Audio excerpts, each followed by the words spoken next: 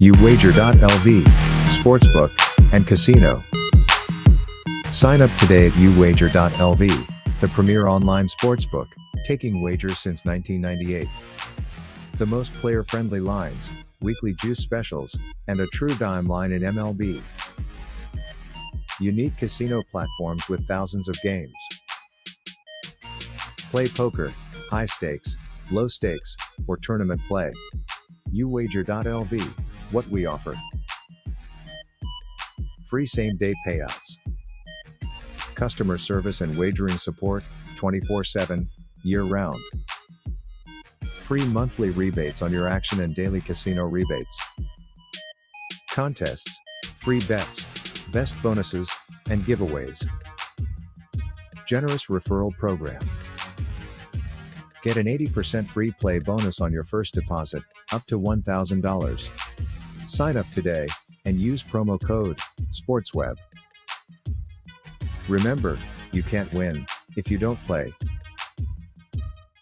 Are you an athlete or professional struggling with life or career transition? Life isn't always easy, but hope is always present. Best Hope Counseling will help you move forward. For nearly a decade, licensed marriage and family therapist Larry Baumgartner has helped clients empower change and discover solutions using a solution-focused therapy approach. Conversations will focus on what you desire to change, not just the problems that brought you into counseling. From anger to depression or other emotions, Best Hope Counseling is there for you. Contact Larry personally on his direct line at 727-946-1346. Again, 727-946-1346 for a telehealth appointment in Florida and Minnesota, or in person an appointment in Minnesota. Take time out and begin your game plan to reconnect, rebuild, and restore happiness in your life. BestHopeCounseling.com.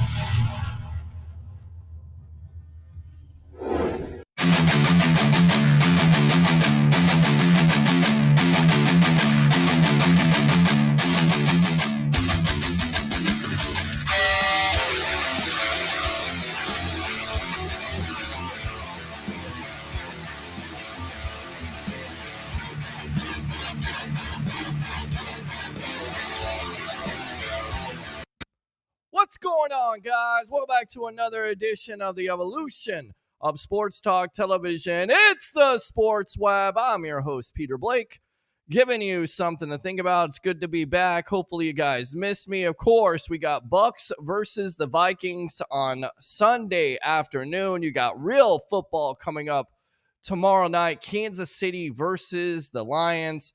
We'll definitely talk about that. But how do we start off this show? Hopefully my voice is up for it. Bring your passion. Bring your excitement. Just don't bring any nonsense. On tonight's show, we'll have the legend himself, Mr. Leo Haggerty, from a Coach Scouting Out media member of Night Sports Productions and, of course, Amped Up Sports, along with Jim Thies, breaking down the Minnesota Vikings. Hopefully I pronounced his name correctly. We'll have my co-host in the building, Harry the Greek, who's definitely going to give us some lines tonight. The over-under, which will be coming back on Sunday. We'll also have picks. What did you think about the game on Thursday night between Kansas City and, of course, Detroit? And then at 10:20, as always, we will have former XPW announcer Mr. Mark Mancini of Mancini Media and, of course, Ralph Williams talking about what else, the biggest story in professional wrestling this week, last week, this month, CM Punk being fired. And as always, we'll take your phone calls. I expect phone calls tonight. I don't care what you want to talk about, whether it's your Tampa Bay Buccaneers, whether it's your Tampa Bay Rays right now, which update the score 3-1 over the Boston Red Sox. There you go. So I tell you what, let's hit the phone line really quick here. Eric, welcome to the Evolution. What's on your mind tonight? I don't think I'm hearing you here, so hold on a sec. Stand by. Eric, are you there? Okay, hold on. We're having some tech issues here, so stand by for a moment.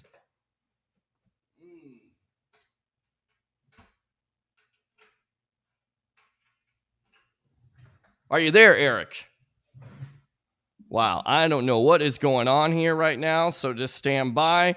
I tell you what, I want to take a quick commercial break because I definitely want to have phone calls for the night. So stand by. Hold on. We'll be right back here on The Evolution. Are you an athlete or professional struggling with life or career transition? Life isn't always easy, but hope is always present. Best Hope Counseling will help you move forward. For nearly a decade, licensed marriage and family therapist Larry Baumgartner has helped clients empower change and discover solutions using a solution-focused therapy approach. Conversations will focus on what you desire to change, not just the problems that brought you into counseling. From anger to depression or other emotions, Best Hope Counseling is there for you. Contact Larry personally on his direct line at 727-946-1346. Again, 727-946-1346 for a telehealth appointment in Florida and Minnesota, or in person an appointment in Minnesota. Take time out and begin your game plan to reconnect, rebuild, and restore happiness in your life.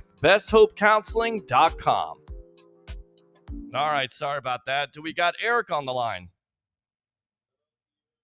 Yeah, I can't hear you. All right, so I don't know what's going on with the phone line tonight, so stand by. I'm going to go ahead and get it fixed. Let's go ahead and get the man on himself. Here we go.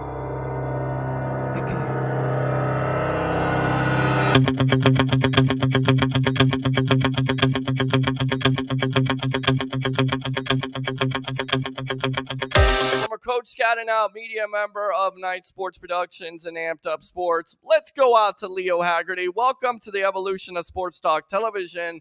Just a couple days away from Bucs versus the Vikings. How you doing tonight, my friend? I'm hanging in there, Peter. I get to see you twice in the same day. I'm impressed. Thank you very much. Of course, you saw me today on the JP Peterson Show, which is 5 days a week from 10 to noon. Here on Facebook and YouTube. And who do we have here breaking down the Vikings tonight? Jim Thies? Got Jim Thies, yeah. I pronounced it. There you go, buddy. How you doing? Welcome to the Sports Web. And let's talk about it here. Yes, absolutely. Bucs versus the Vikings on Sunday. You know, everybody is kind of talking about this team changing defensive coordinators. Give me your overall view for the Vikings coming into 2023. Welcome to the Sports Web. Thank you, Peter. Yeah, hey, the Vikings it's big question mark, I think, all around the NFC North right now.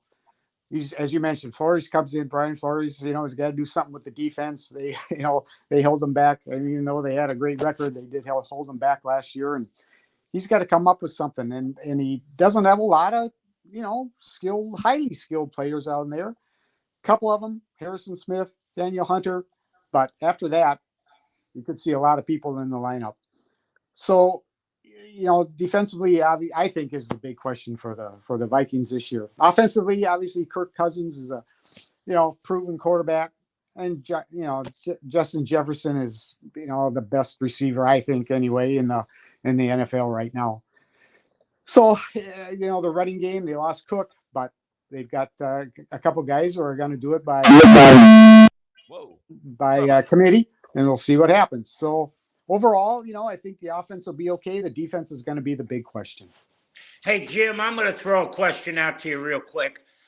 Why is Kirk Cousins like the redheaded stepchild? Nobody gives him credit for anything. Why is that? I think, he's had some, at least, people in Minnesota think he's had some opportunities. He's had some good teams, but it comes down to you got to win it. That's what we're all in there for, right? We want to win the big one. And they just haven't been able to do that. Like I said, they had a great overall record last year, and then they, get hammered in the first round.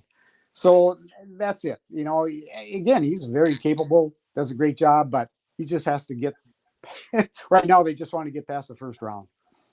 Yeah, they want to get past the first round, and it comes down to defense for this team. Of course, they do have some defensive playmakers, namely Daniel Hunter. What else does this defense have besides Brian Flores, in your opinion, the new defensive coordinator? Have they improved, in your opinion, or are they going to be the same unit they were last year? Great question. I think that all depends on what Flores can do. Harrison Smith's another one, just a veteran, 12 years in the league and one of the best safeties around. Getting a little older now. I think he's 35. Right. But it all depends on what Flores can do, what he can dial up, and what he can make, get out of these guys. He's got to do some schemes. He's got to make some people, play into their hands, into their strengths. And I think, Hunter's going to play a big role in that, putting pressure up from the outside. So Flores is going to be a key, and we'll have to just see what happens there. You know what, Jim? Let me ask you this question. Playing in that mammoth building now, what a home field advantage it is in that building. I can't fathom what it's like to play in anything that spacious and that big. It's I've been fortunate to see one game there. It was a Packer-Viking game a couple of years ago. And it was crazy. I mean, you couldn't hear yourself think. When the people got going and they got the Skol chant going and all that kind of stuff, it gets nuts and loud. And, the opposite teams just got to try to figure out how to, get the ball in play and go. It is, it's a very, very intimidating, tough venue to play in, for sure. Yeah, you would have. I'm looking for Jerry Fishbane to yell, "Turn the band off!" Right? Oh, that'd be great, Leo. That's it. Exactly. Guys, I tell you what, let's try to go out to the phone lines here, see if I got this corrected. Welcome to the Evolution. What's your name? Where you calling from? Wow, it's not working. Hold on. Stand by, guys. We're having some problems here still. We'll continue to work on the phone lines as I'm the only producer. For some reason, this isn't necessarily working the way that I want it to work. Now, Dalvin Cook, they basically decided to move on from him. Jim, were you surprised that they did that? And in your opinion, do you think Alex Mattson is the answer at that running back situation? Well, I was definitely surprised that Cook's not back with him. He's proven himself, what he can do. He saw less and less action last year, and I think that was the plan, I guess, from the get-go last year. Maybe it was to they were going to replace him. And, I think Edson's going to, fill the role. I guess, again, we got to find out. Younger player, see what he can do. But he's got some good speed. He's got some, some talent inside and outside. obviously, all of this depends on the offensive line, and I think that's again going to be a question mark for the Vikings. Is can they pass protect? Can they run block?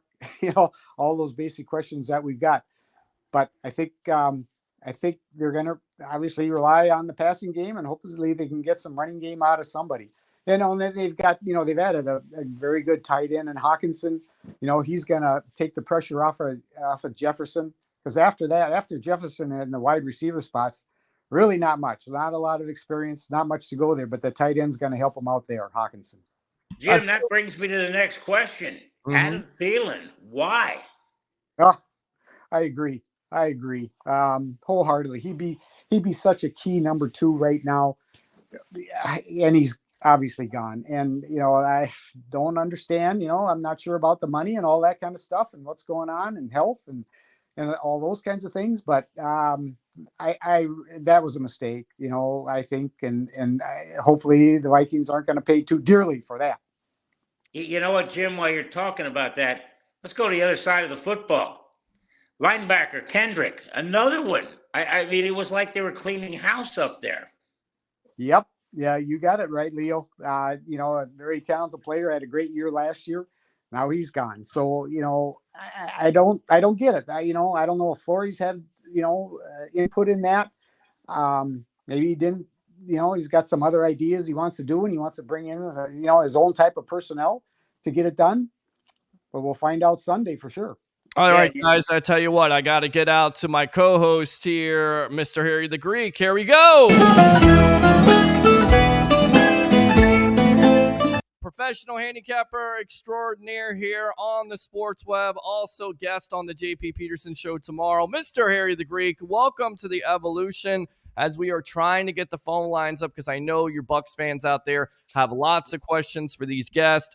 But my friend, welcome back to the Evolution of Sports Talk Television. How you doing tonight? Cheers, brother. How you guys doing tonight? Skull. Skull. So let me see. We got the NFL legend sitting up here. We got the huge Bucs fan over here. And I have no idea why we got someone from the Minnesota Vikings here. Well, because the Bucs are playing the Vikings this week, and we're trying to get some. Oh, I get it. I gotta harass them. Being from Chicago and everything, we have to. We have to make them feel good. Right. So Harry, go ahead and ask the panel here a question about the Minnesota Vikings. I know you're going to be interested, seeing as you're the Chicago Bear fan. You don't have to go to a single shot. What I'd like to actually ask is, when are they actually going to get a quarterback? That's the question. When are they going to get a quarterback? And you know what? I'm not trying to be really disrespectful. This team offensively is arguably one of the best offensive teams in the entire football league. Period. They really are. Even with Dalvin Cook not in that offense. So let me be clear when I say this. As long as you have QB1 up under center, they're going no place. And they're going no place really quick. He cannot win the big game. He just can't. 29 touchdowns, 14 interceptions. Jim, in your opinion, is it unfair to talk about Kirk Cousins that way? Do you see him being better this year? Even Jefferson, his own wide receiver, didn't rank him as one of the top 5 quarterbacks in the league. So you got to think, Mr. How do you like that? Has a chip on his shoulder, right?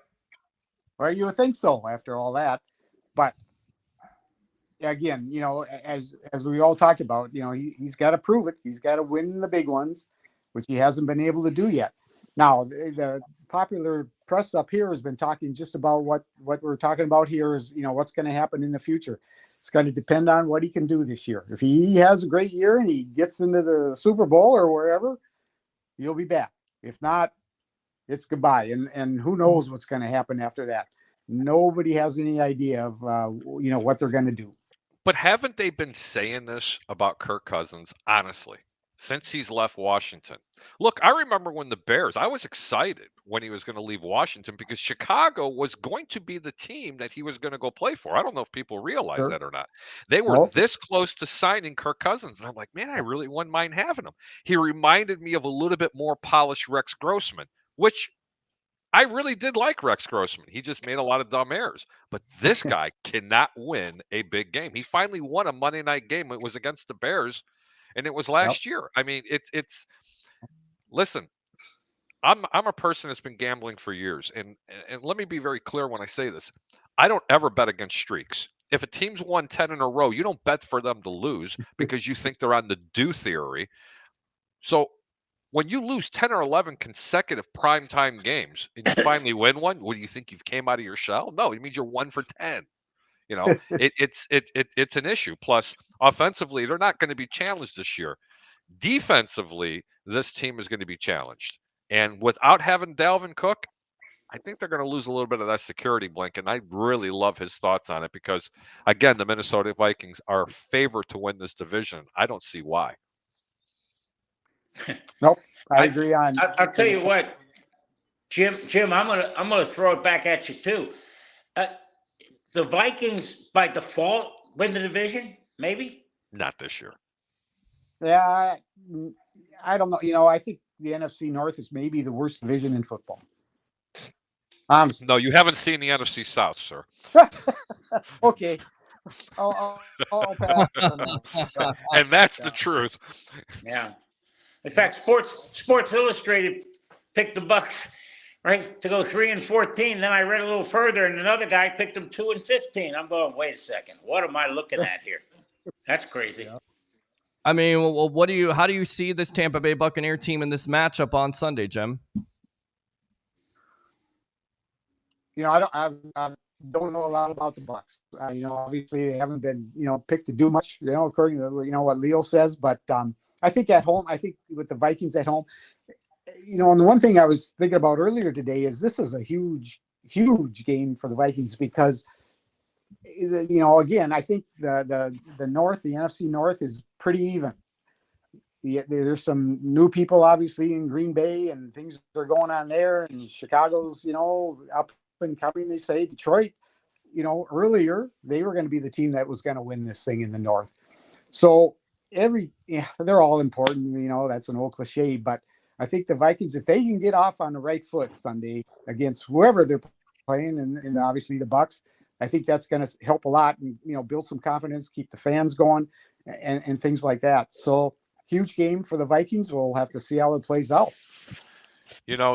This game, when you're saying if they can come out of the gates, I mean, it's not going to be a surprise if they beat Tampa Bay because Las Vegas has them almost at a 7-point favorite. That's like, wow, the equivalency of, no, that's just like Dallas when they were going to Tampa last year. I think I was discussing this with you, Peter. Mm-hmm. And, they were such a huge predominant favorite. But this team's a 6.5, a 7-point favorite on the road. But you can look at it the other way. If Minnesota was on the road and they were Tampa would only be a 3.5, 4-point underdog. How does that make you feel, Tampa fans? It's a good point. It's definitely a good point. I tell you what. So how do you see this game playing out on Sunday, Jim? I'm going to go with the Vikings. Probably, okay. 3 to 4 points. But can the defense come up with some plays? Who knows? That's the question. And can the Buck defense contain Jefferson and Hawkinson? I mean that'll be the key. I don't think the running game is going to be there for the Vikings. They're certainly going to try, but I don't see much there. But man, you got Jefferson, you got a chance. I mean, you really do. Maybe I could even hit him with a pass. No, okay, we won't go that. But I just. I think it's going to come down to the end, as they all do. And last year, as people know that, I know that the Vikings won like 12 games by 7 points last session, something like that. So they know, they've learned how to win those close ones, and maybe that'll come through and help them out on Sunday. Yep. All right, Jim. Thanks a lot for your time. We really appreciate it here on the evolution of Sports Talk Television, and we'll definitely talk to you very soon. All right, my friend? Appreciate it. Take care, guys. See you, Jim. Have a great one. Good stuff there, guys. We'll come back to the 3. Let's go out to the comments. Hopefully we can get this phone line working. Let me just see something here really quick. So I don't know what's going on with this tonight. Let me try to ring you, Pete. Yeah, this is not good. All right. Let's see here. Eric says, hi, Pewter Report, crazy news coming out. Well, this is not Pewter Report. Let me see here. Is it working? Hello, Harry, are you there? Of course I'm here. Yeah, and I can't hear you on the other side. So well, that's because you got the mute button. If you look down, you go to your commercials, take a look where you have your jack plugged in, and hit that button and take it off of mute. You think that's what it is? I'm almost positive. Just take a look at the back on your gain volume at the bottom, and while Peter's trying to figure it out, because I do have the phone actually still talking to him, maybe it'll actually come through, so we can give him we're doing this live, so it's test 1 2 3, or we can say Harry Paratestes, one of the three. I mean, we can just like goof around if we want, right, Leo? I'm just here for the ride, Harry. You know that. Leo, did you know that the over-under in that Buck game against Minnesota is 45? I think it's going over. You know what? I am so convinced that this game's going over. It's not even funny. It's actually going to be my second best pick of the week this week. Yeah, I'm giving out an early prediction that that Buck game is going to go over. And if you're a Buck fan, you want to bet the Bucks covering the 6.5, go for it. Personally, I would stay away from it. Yeah, and again, the problem with Harry Weeks, the September games, let's just be honest, the tackling is terrible. They're just not on the same page yet, because training camp isn't the way it used to be. You used to come out of training camp ready to play. Now, you can't wait to get out of training camp because now you got to learn how to play. And that's weeks 1, 2, and 3. Yeah, but there's still going to be a lot of points scored in this game. I was going to get into this maybe a little bit later on, but while there are some people still watching this, I'm going to give everybody the reason why I do like the Buccaneers in this game, and the reason why I think it's going to go over. I think Tampa is going to score on offense between 19 and 21 points. And you ready? I think their defense is going to give them really good field position, if not score. And if that's the case, they're definitely going over. Tampa's defense is going to give up a ton of yards in the air. It's going to be week 1 in the season. You got Jefferson, you got the other rookie wideout on the other side. They're going to have a real hard time containing him. I think that Kirk Cousins is going to throw for over 300 yards. He's going to have 3 touchdowns, but the problem is he's going to throw 2 picks, and he's going to give Tampa that short position. That's why, in my opinion, the game goes over, and that's why I think Tampa covers. Okay, this might help here. Maybe we got something. Stand by. Welcome to the Sports Web. You got nothing. We got nothing. I don't know what's going on here. So, well, I hate to tell you, Pete, but you may actually have to reboot the computer. But if you do that, you lost the show. Lost the show. Yeah, that's what I'm saying. Do you have your stuff hooked up by chance? Give me 5 minutes. Yes. All right. There you go. So we got another way here. We'll have to change. Take me off the back room. Thank you. Yep. Absolutely. There we go. Right there. All right. So let's go out to the comments here. Again, I don't know what the heck is going on tonight, so we'll just have to figure it out and test it out. All right. Christopher Cole says, evening, everyone. Let's go. Absolutely. Let's go! Let's go again. Let's go! Lots of stuff to talk about. Yes, to update, Rays have beaten the Red Sox. They're taking 2 out of 3. Mike Williams is still alive. That is correct. That is a story that is coming out here the last hour, according to Rick Stroud. Reports of former Bucs wide receiver Mike Williams passing away were premature. He is currently on life support at St. Joseph's Hospital in Buffalo. Please continue to send thoughts and prayers to him and his family. So that's all we can do at this point. Prayers, and that whole story is sad. That's all I can say. But he is still alive, so prayers to him and his family. How are you feeling? I'm feeling okay. I'm definitely feeling all right. Shame about Mike Williams. Well, he's not gone yet. What's up, Pete? What's going on? I'm right. Oh, yeah. Let's go out to Eric. Got that right. Roger says, yo. Mike says, here's an idea. Leave Texas and Oklahoma in the Big 12. Swap out Mizzou and Texas A&M for Miami and FSU. Leo, what do you think about that? No, not happening. No? How? Yeah. It's pretty much the way it should be right now. Right. And again, Peter, you and I talked about this months ago, saying that it was going to go from 5 to 4, that it was going to be 16, 18, 20 teams, because now you can divide them up 10 and 10, cut down the travel for the minors, not the minor sports, but the non-revenue sports. So I would not be surprised to see the Big Ten or the ACC scoop up Washington State and Oregon State just to give them more teams on that West Coast. All right, so let's go back out to Harry the Greek here. Your phone number here, because we'll change. Nope, it's not going to work because I'm not on your StreamYard, Peter. Great. All right, so let's see if it's going to work. Welcome It's to not. Revolution. Peter, it's not going to work. Switch jacks. Switch it to a different channel that you have, please. All right, stand by. All right, go ahead. I can take over. So anyway, Pete, Leo, I want to talk a little bit of college football real quick. And ladies and gentlemen, I'm really sorry about this. Sometimes organically we have to make a little shifts here and there because, we do have some technical difficulties. I mean, at one point I could have a cat like run across here, as Leo knows, but that's not happening. Isn't it exciting to be a college football fan, Leo? Especially for FSU fans. I am not an FSU fan, but I have to be honest with you. Oh, do you see my cat? There he is. You see, at least FSU, they have a chance this year. I'm a huge Gator fan, and they look absolutely horrible. But I'd really love your thoughts, Leo, on what you think about what happened in an FSU game. Because honestly, I picked that literally dead cold. I told everybody to go ahead and play that game on the money line. You know what, Harry? I said right away, and I was talking to Troy Odegaard, who covers the AFC North for us. I said, are you surprised that Brian Kelly's going for it on fourth down that early in the game? Because everybody knows the hardest points to get are the first ones. And Troy said to me, do you think he's worried about his defense? I said, I don't think there's any doubt about it. He thinks he's going to need lots of points.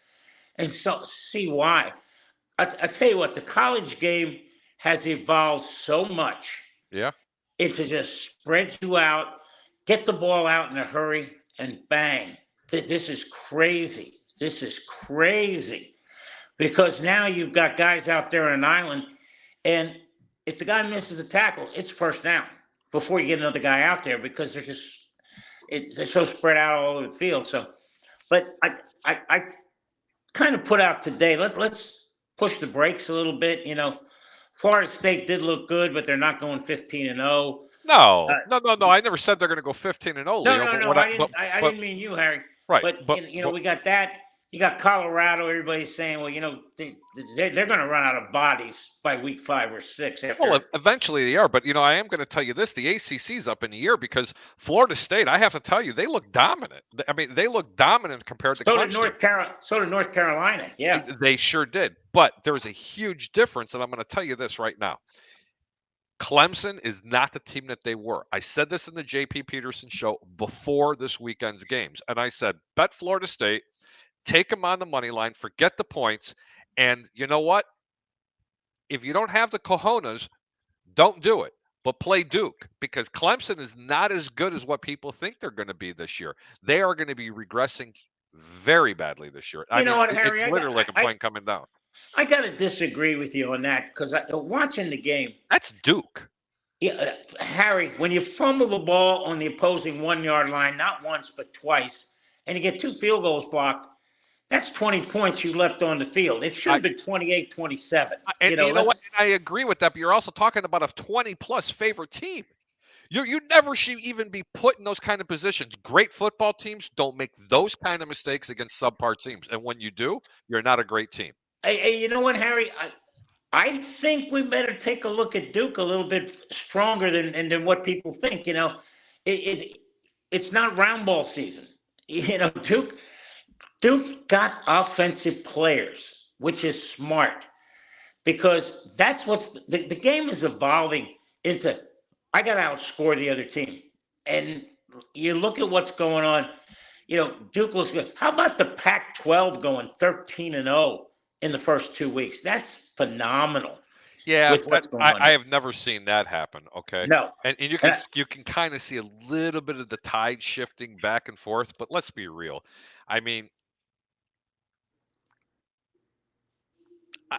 I'll never see them in a national championship game, probably in my lifetime. There's just too much happening here on the East and down in the Southeast. And I'm not trying to be, biased, but I mean, let's be real. I mean, are there any teams better than anything from the Southeastern Conference or even in the ACC? I mean, let's be honest. Yeah, there's Seriously. one. In fact, there's two out on the West Coast. USC and Washington are really good. I mean, really good. And again, Georgia's got to come up with a quarterback. Alabama's got to come up with a quarterback. And Michigan ain't bad, guys. They ain't bad. And I'll tell you what the ACC did, which was the smartest thing in the world. They got away from division play. They're going to take the two best teams and put them in the conference playoffs. Hey, Big Ten, are you listening? Get Michigan and Ohio State out of the same division, because all you're doing there is saying, we're eliminating one team right now. Well, I am still trying to work through this phone mess. It is not working, so we're just going to have to take comments. I am really sorry. This is a night where it didn't work when you switched it, Pete? Yeah, I'm going to try this again. So if you want to continue to talk amongst yourselves. Oh, what I'm asking is, did you switch it from one channel to another? Yeah. And it still doesn't work? I don't know what's going on here. So I'm going to try something else. It's either the rig or it's going to be you have to reboot the computer, but there's nothing you can do about that. No, there's nothing I can do at this point. Yeah. So, yeah. And by the way, before somebody says, Peter, did you pay the bill? Let's stay away from that, guys. Yeah, because I definitely did pay the bill, even though it's very, very expensive. We're on the Sports Web. I'm your host, Peter Blake, along with Harry, the Greek professional handicapper extraordinaire. Let's try it. I mean, Mike, are you there? See, I can hear them, but they can't come through here. So just stand by for a moment. Harry, continue to talk, and I'll see if I can work this while they're on the phone. Mike, stay on the line. Stand by. Go ahead, Harry. Well, Harry, you and I are going to talk about probably the most interesting topic that we have. I don't know if you saw it, but Victor Hedman made a 50-yard field goal out of Bucs practice. Did he really? It would have been good from 60. It was a laser shot. And Gabby Shirley filmed it. And I mean, I'm going, this isn't fake. I mean, he hit that thing. It sounded like a cannon shot going off. Made it from 50 yards. It's not bad for a 6'6" defenseman, right? No, not at all. But where did he do that at? Because that's like amazing. He did it out at the indoor facility with the Bucs out at Admin Care. Yeah. Mike, are you there? Yeah. And I'll tell you, who would really appreciate that is one Ray Kennedy. And Peter, if you're listening, Ray is, I just sent him the link. He really wants to probably come on. So when you see him, if you don't mind, go ahead and bring him in. Yeah, sounds good. Yeah, but really, Victor Hedman hits a how many yard field goal? 50. 5-0. Yeah, big time. Like all the air, or was it like a little line drive? Come on, Leo. It was a bullet. For real? Yeah, it was a bullet. It would have good, Harry. It would have been good from 60. You got to go look at it. Gabby Shirley put it out, and it was a line drive. Bang! It just went. So. All right. Now that we're talking a little bit of hockey and everything else, Leo, I want to know, what do you like this weekend so far? This weekend coming up, I like Texas. I really do. I think Alabama's going to have their hands full with Texas. That's it. Even if it's in Tuscaloosa, I think Texas is an interesting play for sure. How about in the pros? Oh boy, I tell you, it's such a crapshoot week one, but I almost think take the Lions and the points tomorrow night, because if Travis Kelce can't play, that's a big piece of the puzzle out. It's not just Travis Kelce; it's also Jones on the defense. But they're on the road. I mean, I'm going to tell you right now, I like Detroit, but I think they're a little bit overrated, and only to be a 4-point favorite on the road. I mean, to be a 4 and a 4.5 point underdog on the road, you're trying to tell me that if Kansas City, without Travis Kelce, is on the road in Detroit, that they'd only be a 1-point favorite in Detroit? No, I can't see that either. Ladies and gentlemen, let me repeat. I've been gambling for 37 years. I understand exactly where Leo is coming from. If you cannot lay the points in this game, do not bet this game, because I have a funny feeling this could be a potential blowout or a very small upset. They're not going to cover. They're either going to win the ball game Your password. Then or press pound. hey, I Wow, think it's working. There we go. Working. You know what I did? I Please enter reset your password. I reset my phone. It was the phone. I don't even think it was. Okay, I knew something had to be reset, but anyway, getting back to the point I'm trying to make, if you cannot lay the points, stay away from this game. Or if you really, really have to play this game tomorrow, don't bet the game. Wait for the first half, because you know what? You could bet quarters, you could bet first half, you could bet second half, you could bet team totals. There's so many different things you can wager on. My personal opinion, especially in tomorrow's game, is bet the second half, so you can get a good idea and gauge on what those two teams are doing. You know what, Harry? I'm gonna take you to my last one. Buffalo at the Jets Monday night. I think Buffalo is going to be on a mission. The problem is, I think the Jets are going to be on a mission too with Aaron Rodgers. If that's one game I want to stay away from, it's that one, because you don't know what's going to happen with the Jets. They were such a quarterback deficient club last year. Now they've got one, and the Jets defense is pretty darn good. And Buffalo, their offense is tremendous. So, all right, I tell you what. Do you honestly think that they're going to beat the Jets? Harry, I'll tell you what. I like what Buffalo's doing in terms of they're going to kind of limit the amount of runs Allen's going to make. Try to keep him healthy. I think it's going to be a crapshoot down to the end. Last team with the ball wins. Let me tell you something about this New York Jet team, and I'm going to make a prediction right now, because I love making them in the beginning part of the season. And you know how sacrilegious it is when I compare teams, especially to that 85 vaunted Bears defense. That defense, if they stay healthy, could be as good as that 85 team was back then. That's how good this Jets defense is going to be. And you get any kind of semblance of an offense, that team's going to be very dangerous. I feel bad for Buffalo in week 1. You know what, Harry? I want to see what the daggone Jets do with Sauce Gardner. Who are they going to? They can put him on Diggs. And I'll tell you what, he may be the closest to a shutdown corner we've seen in a long time. People don't realize he's 6'2", almost 6'3". He's a big corner. And he's fast, and he can play, and he's really physical. Peter, you haven't said a word. I am so sorry. Well, you know what, Peter? I've been a little loquacious here.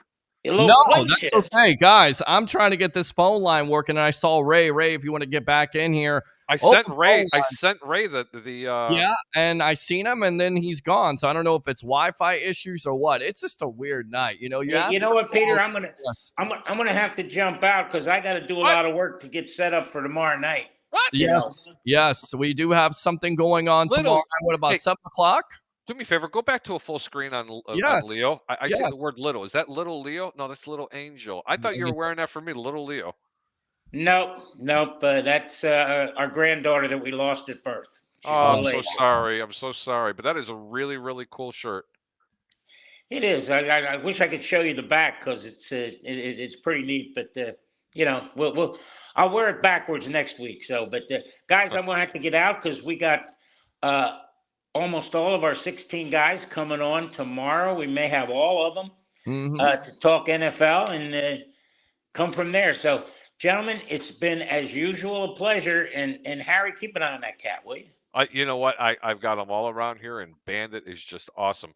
Just sometimes he likes to lay on my keyboard, and then he just wants that attention. And I mean, you know what's really cool? Someone sent me a picture, because ladies and gentlemen, when you actually go to watch either through YouTube, Twitter, or even on Facebook, someone sent me a picture and a snapshot of what they were actually seeing when they were on YouTube searching for the show. It was a picture of Pete on one screen, and there was Bandit looking into the camera like this. Yes. I mean, yes. it is so cool. It was so cool. Yeah, that is so funny. That is absolutely funny. Really quick, Leo, before we get you out of here, what do you think, your thoughts on the Mike Evans contract situation?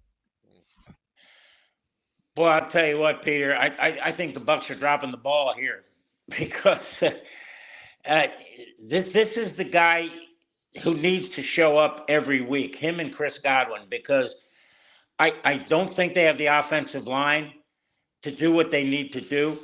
And Harry, I'm going to go back to you. I don't think they have the moxie. I don't think they have the commitment to run the damn football, They which have is what to. they need to do. What, Tampa? Yeah. Oh, I'm going to make you a sweet-ass play on this one. Winning or losing, they're going to run the ball more than they're going to pass in this first game against Minnesota. You want to make that bet? You know what, Harry? With what I saw with USF last week when they ran it 61 times, Yeah. No, for I shouldn't say that. This is 404 Minnesota. yards. I'm going to say it's going to be about 50-50. I hope it is, 55-45 maybe. And see, this is why I think the Bucs are going to be much better without having Brady, because with Brady, it was 70-30 throw. Right. 70. What was that, 70? 70% throws. It's almost like 75, right? I mean, just to let you know. I was being nice to the old guy. 750 pass attempts. 750 pass attempts, 300 rushing attempts last year. Way too many attempts. Way too many. Okay. Gentlemen, and you ready for this? For me, by the way. I appreciate that. And over 2/3 of those rushing attempts came on first down. They weren't predictable. Yep. Run, pass, punt, right? Run, pass, punt. Run, pass, turnover. All right, guys, pass, I'm out of here. Peter, I'll get back to you tomorrow morning and give you all the info, all right? Sounds good, Leo. There you go, the legend right there, Leo Haggerty. Let's go out to our phone lines. Let's see if they're working. James, welcome to the Evolution. You're on with yours truly, along with Harry, the Greek professional handicapper extraordinaire. Dear Blake, you finally got your phone fixed, huh? Finally. You know what it was? Honestly, it was just somewhat right.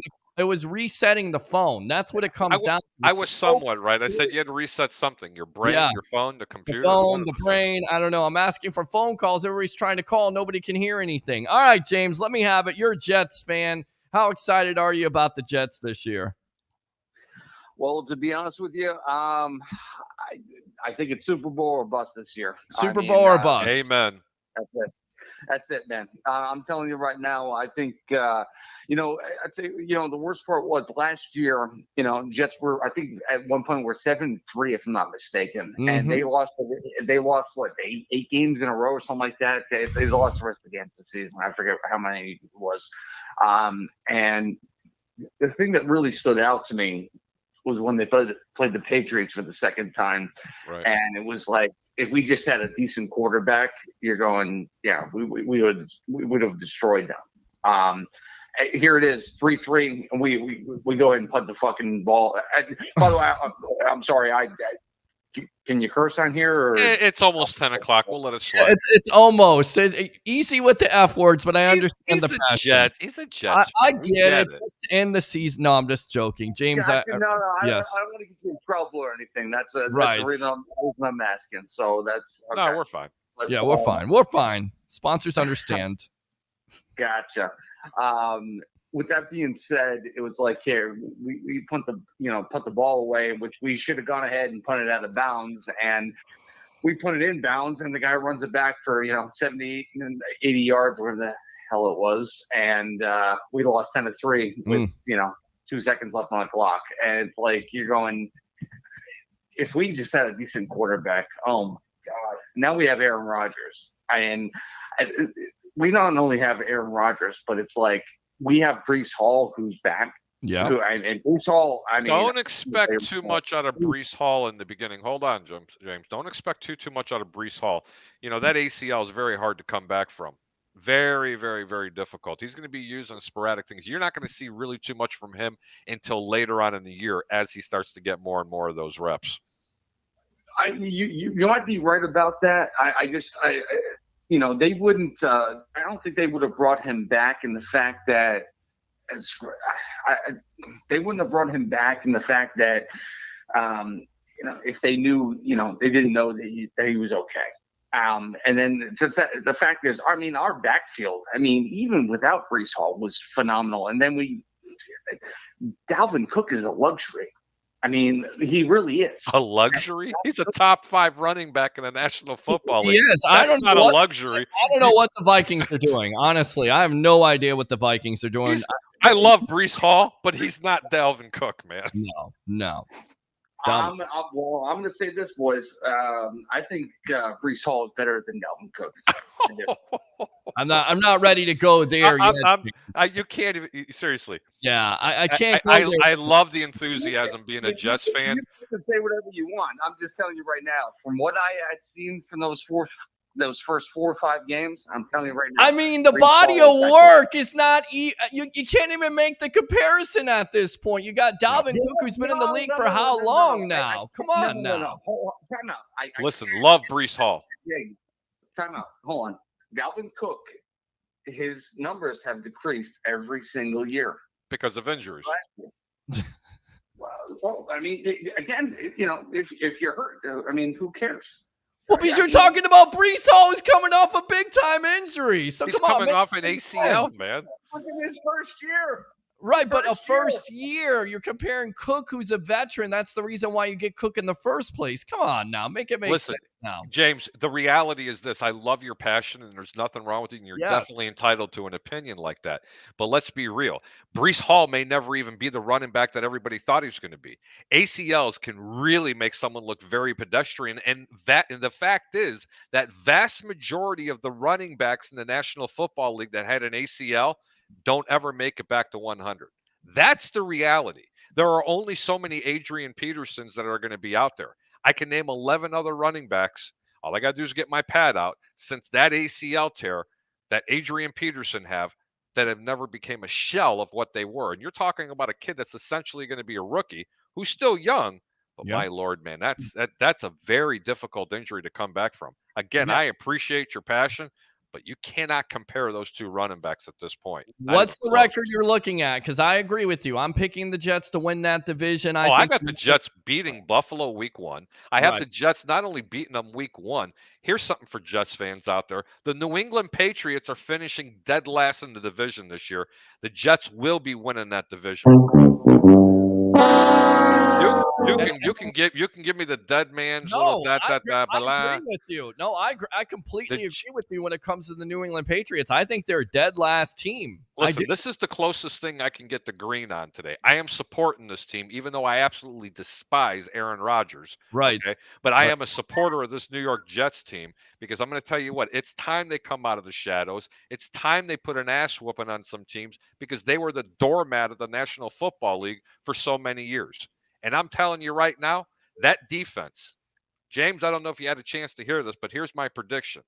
That defense has the potential to be as good as that 85 Bears team if they stay healthy this year. Wow. That's how good this Jets defense is. Well, to be honest with you, I'm just going to tell you right now, honestly, I still to this day, and now granted, I was only born in 87, so I don't, the 85 Bears, I mean, I know about them and whatnot. I still think to this day the 2000 Ravens are the best defensive team ever. I do. Okay. So. No, 2002 Bucs. Out of curiosity, how old are you? I'm 36. That's why, and that's understandable, and I get that. Like I said, I was born January. If I was born a day earlier, I would have been born in 86. I was born January 1st, 1987. So, you got to YouTube it, my friend. So I have to explain this, and please don't be offended when I say this. That opinion doesn't count. If you're not 45 or 50 years old or older, so you can actually see the difference. I've seen the teams from the 70s. I've seen the teams from the 80s, the 90s, the millennium and up. Bud, let me tell you something. Start YouTubing some of those videos. I talked about the Bears defense a couple of weeks ago with Peter. And I said, what makes this defense arguably the best defense of all time, it was the intimidation factor. Teams feared to play this team. I've never seen a team ever fear to play. I could name 3 quarterbacks in the 85 and 86 season that refused to play a down against that Bears team.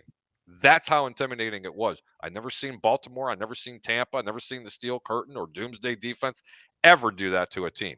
That's how big that Buddy Ryan defense was.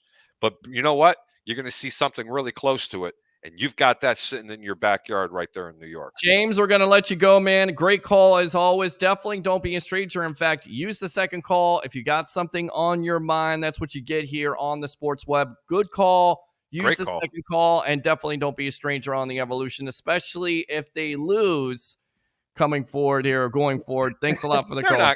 Buddy, I'm telling you, the Jets are beating Buffalo week 1.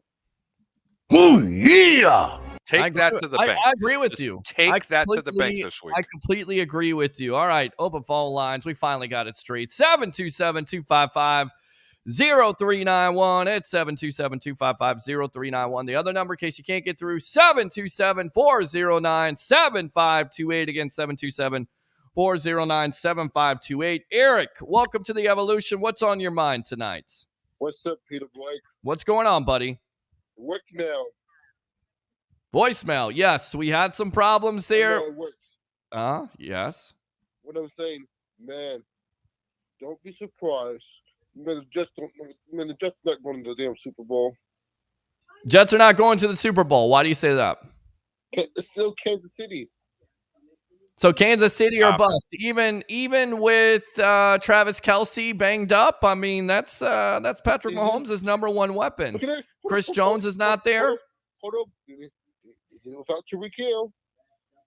Okay, they don't have Tyreek Hill, but they still won a Super Bowl last year. So go ahead. But here's one thing though. This week right here, the Bucs gonna have this week. Rashawn White is gonna have 100 yards this week. 100 yards, okay. 2 touchdowns. 2 touchdowns and 100 yards for Rashard White. You agree with that, Harry? No. I think Rashard White might get 1 touchdown running. I think he might get 1 receiving. And I think his combined is going to be about 125. Wow. This week, awesome. 125, even better. I didn't say rushing. Combined yardage will be 125 yards this week. So he's saying passing and combined. So combined 125. I think he'll get a rushing, and I think he's going to get a passing TD. I'm surprised. I'm surprised you wouldn't go all in on Rashard White, especially versus Vikings. Hold on, Eric. Especially versus the Vikings defense that can't stop. I think Canales is going to really throw some wrinkles in this game, especially with the play action pass. At some point in this game, they are going to have to play a little bit of keep up with this Minnesota offense because Minnesota does have a very high-powered offense. But Canales won't get too far away. Even if the Buccaneers fall 10 points behind, I do not think you're going to abandon the running game like they have in the previous 4 years that you've watched them, okay? It's not going to be like that. Yeah. I think they're going to continue to pound that rock, and I think they're going to continue to go ahead and play defense, but they're going to have some wrinkles. I think he's going to get 1 in the air, 1 on the ground, and look for 1 passing possibly by look for also 1 running by Baker Mayfield, something short and in. Hey, they're going to have some wrinkles there. Hey, and number 10 will get his first touchdown this year, rookie receiver. Number 10 will get his first touchdown of the year. Versus the Vikings. So you like Trey Palmer to get a touchdown versus the Vikings? I think you can. Okay. All right. What else? And you know what else? Yes. Because the Vikings secondary is not that good. No, they're downright atrocious, that secondary. That defense, they did nothing to really fix it. They have 1 really good linebacker, and they got 1 good corner. Listen, guys, you lose both of your top corners. You have Harrison Smith, who had 5 interceptions, but you're exactly right. It will Peter, be Harrison Smith is older than me. He sucks. Still had 5 interceptions last year, so he's a quality player. He stinks. And the reason why he got 5 interceptions because this team has had to play defense and sit back on teams waiting to play passing. You'll notice that. I want you to tell me cornerbacks and safeties that have 5 or more interceptions that are a running football team. Okay. Yeah. I don't want to hear about teams that have high scoring offenses. You give me a running football team with a controlled defense and you still get 5 interceptions or more on the year, and I'll give you a good DB and a good safety. Harrison Smith is a shell of what he was. I agree with you, but he still had 5 interceptions last year. That was my point. But that secondary is definitely susceptible. That was 34. What came to the 835? And the Bucs. He's not going to guard Mike Evans. He's not going to guard Chris Godwin. He's not going to be able to guard Palmer. You mean cover? We're not playing basketball here, guys. He said, yeah, you said cover. I think he said cover. All right, Eric. Appreciate you. I can't hear him too well. That's why. Great call, Eric. Thanks for calling in. Appreciate you, buddy. Thanks a lot for the call. Yeah. Open phone line, 727-255-0391. Can you believe it, Pete? Yes. What's that? No. Can you believe it? Can I believe what? Hey, man. Thursday, Yep. Friday, Yep. Saturday, Sunday. That's 4 days. Of football. No, wait on. Tomorrow we got football, but Mhm. it's 4 days to NFL Sunday, baby. All right, so let's go out It's to exciting. the tribal troll. Acknowledge me. Roger Shue, welcome That's to the right. Sports No. Web. Yes. Tonight, it's not acknowledge me, it's acknowledge the Greek, acknowledge Justin Fields, acknowledge the Bears. All right, how many wins? There, big mouth. 126. To nothing, yeah. That's only if Ditka's playing. Oh, Now, shit. hang on. Wait a minute. I got a fair question for you, okay? My brain Okay. hurts. Yes. Harry, what are you sipping on, by the way? I can't tell you that. It looks Yeah. like apple juice Sure. to me. I think it's apple juice. Oh, yeah. It's apple juice, all right. That's why you see the same amount, just a little at a time going down. You don't sip apple juice, you dork. I don't know what it is. I'm hoping you're not drinking Anyway. out here, but if you are, whatever. Go It's ahead. a little alcohol, but it's not apple juice. Okay. No, Roger, seriously, if it depends if Ditka's playing, are they going to be little Ditkas or big Ditkas? It's going to be big Ditka's. Okay, they're 146-0. Bears. All right, seriously, how many wins, Roger Shue, right now? How many wins? On the eve, almost the eve of week 1, I'm going to say 12. All right, so 12. For the 12 Bears? wins. 12? Is Wow. Justin Fields. 12. So he goes 12-5. That's why I need the over and under to help me. Well, I'll tell you what. If they go 12-5, that wins the division. That gives you the NFL head coach of the year. Hold on, Roger. You get the whole head coach of the year. You got the biggest comeback literally ever. I mean, are you kidding me? First pick of the draft, all the way to 12 wins. Of the year, Justin Fields. Okay, so You MVP, get the of the MVP. year and Justin Fields. All right. Well, actually, he's leading. If I'm not mistaken, he's top 3. I tend to agree that I think Fields could have a year much like Jalen Hurts. Now, is that an MVP worthy? We shall see. But he's finally got a weapon in DJ Moore. Hold on. Enough of the bluster and the crap. Hold on. So here you- Hold on. Stop patting Okay. yourself on the back. Let me talk for a friggin' minute here. All right. He's finally got a weapon in DJ. He's got a weapon in DJ Moore. There's no excuse for him to not be able to be successful this. I agree, Peter. But did you also know that Justin Fields had a statistically he had a better year than your one mentioned from Philadelphia? Do I dare Jalen to say Hurts that? from last Sure. year? Wow. I did not Yes, know he that. did. Why? Yeah, What? he did. And more touchdown, more rushing TDs. well, more rushing. More rushing yards. He did throw 2 more. I think he threw 2 more picks in the same touchdowns. Mhm. But there was like a 500-yard difference in rushing the football too, Peter. I mean, it's rushing the football, but we're talking, and I get it. I think there's a lot of Bears fans out running there love to touchdowns, see everything. running. They want to see the guy throw from the pocket also and make some of those plays and become You're the gonna quarterback. see that this year. All right, we shall see. What else, Roger? All right, enough of the crap. So I blew out my bluster and whatever. Okay. Hyperbole. Hey, Greek, what do you honestly think the Bears are going to do this weekend? What are you looking at score-wise? Oh Lord, have mercy, please. Here, I got the Bears in the points. bro. All I can say is, bye-bye, Aaron. Hello, Jordan. That's all I could say. And I am going to have a smile on my face all the way up to game time. And God willing, I have a smile all the way to the end. What do I think is going to happen? I want to bet the game, but I've always made myself a promise. And I implore everybody to do the same thing. Never bet on your home team. Try not to do that and never bet with your heart. But I am going to give it up.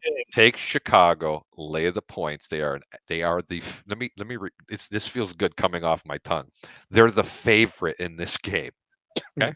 They're favorites against Green Bay and also play the over. All right, so play the over right there, and that felt good. They're the favorites against Green Bay. Are you kidding me? So Greek, it does my heart good. I didn't really bet anything monetarily. I bet my uncle a grouper sandwich at Frenchie's. So okay, well, okay. Give me a call when you're betting an ace on something, and I'll help you out.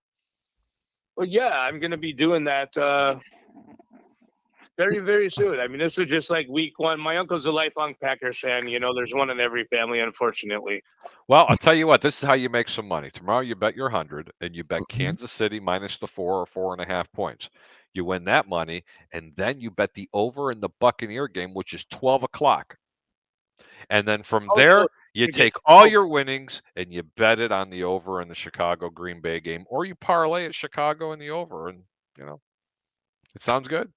All right. Bucs are starting 0-2. Oh, geez. You couldn't. This guy sucks. You couldn't quit, could you? You couldn't do that. All right. So 0-2. Why are they going to be 0-2? By the way. Well, you're gonna encounter the curse of Kirk Cousins, Okay. and then you're gonna experience the Chicago Bears. The Bears. Okay. All right, Roger. Appreciate. Thanks, Roger, for calling in. Yeah, we'll definitely revisit this. In the name of the Father, the Son, and the Holy Trask. Yeah. Amen. Okay. Yeah. All right. Yeah. No Trask at all there. This guy sucks. I want to read the comments. Well, the phone lines. But I do want to talk Bucks for you when you're done. Yes, let's definitely talk Bucs, but let's go ahead and read some of these comments here. Your cat looked like a python. Mitch says, let's go Knowles. Peter Blake, we back, baby. Absolutely. Oh, can I do that? No, you cannot. Get out of here. All right. Hey, buddy, I can root for all Florida teams, except for that thing down south called the U. Oh, there you go. Zach says, just took the over for the Bucs and the Vikings. There you go. You know what? Smart play. Smart play.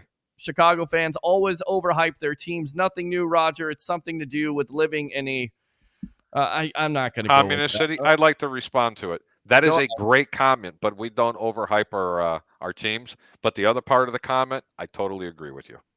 All right, let's go out to Ryan here. Bucs run game at the end and a field goal wins it. I like that. Oh, yeah. Could definitely be that. Let's see here. Never thought Colorado would beat TCU. We can get back to that in a moment. The Greek throwing his cat. Oh, James I don't throw my cat.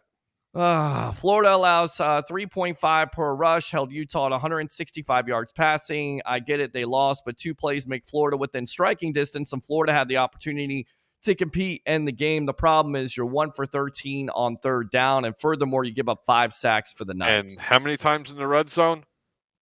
What was it I'm like? talking about my alma mater. 3 times in the red zone, and you Yep. show literally nothing. That's an embarrassment. That's the same thing that I was disagreeing with Leo when he was defending Clemson. Let me be very clear when I say this. Good football teams, they don't do that. And it's worse for Clemson because Clemson was playing Duke. The Gators were on the road playing the Utes, not Duke. Yeah, kind of rhymes, but the Utes. And the Utes can actually play some football. You kidding me? I don't care if they fumbled the ball not once but twice. Yes, they could have won. They could have, should have, would have. They were 22-point favorites, and they lost. There you go, right there. And we're on the sports. Go Gators, baby. Go Gators. Yeah, go get. We'll see. But again, coaching definitely needs to be improved. Discipline. You can't give up sacks. You definitely got to convert third downs. But you're exactly right. There's a lot of expectation there. We'll see what they can do. It's the first game, just like Florida State. Florida State blows the doors off of LSU really quick. Were you surprised by that result? Really, Pete? I mean, I know you weren't because really you said it on the JP Peterson show. So I'm trying to pat you on the back. Thank you. Said, but bet the money line. So that's right. Bet the money line. Don't even bother taking the points because your return was going to be greater. They were getting 3.5 points, and some books even had them at 4. The money line was between 135 and 150. So just let me explain what that means. If you wagered 100 and you didn't take the points, you would get between 130 and 150, depending on the book you were going through. If you took the points, you had to lay 110 to collect 100.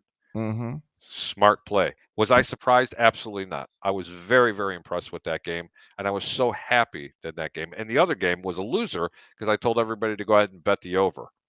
But you don't hear me saying, they should have covered. They didn't. Yeah. They didn't. 3 times in the red zone, you can't go over when you don't score. Agree. All right. Let's see. Alabama will be fine, Leo. Jalen Milroe just had a quarterback throw for 3 touchdowns, 2 rushing touchdowns for the first time in history. Of course, big time matchup versus Texas on Saturday. That's Bandit KR. Thanks a lot. KR, what's I up? got the Bucs winning Sunday. Eric says Colorado looks good against TCU. We talked about that. Victor could be a kicker, maybe. Victor Hedman is a freak of nature. He absolutely is. Good comment. yeah. Do you watch college football? Texas beating Alabama. Laugh out loud. No way, Leo. I'll tell you right now. Let me explain why Leo's saying this, and I understand it. I don't think that. First off, let me Yes. full transparency. I don't think Texas has beaten Alabama. Okay. Do I think they're going to give them a game? Yeah. Do I think they could? Possibly. That's how good Texas is. And because Alabama has lost all these players. But you know what? You could say that about 90% of the SEC teams, Georgia especially. They lose half their ball club in the first, second, and third rounds, and they come back with all these powerhouse players.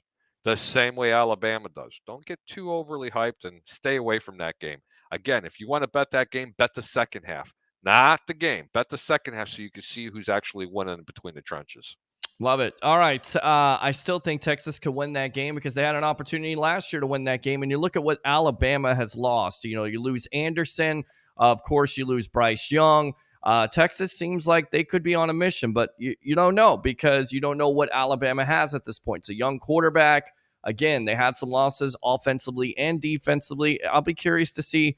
You know they're going to play defense, Pete. Oh, yeah. Well, yeah, you do. You usually know they're going to play defense. But again, you lose Anderson. That's a pretty big loss. What other hands do you have on the ball? I'm trying to remember.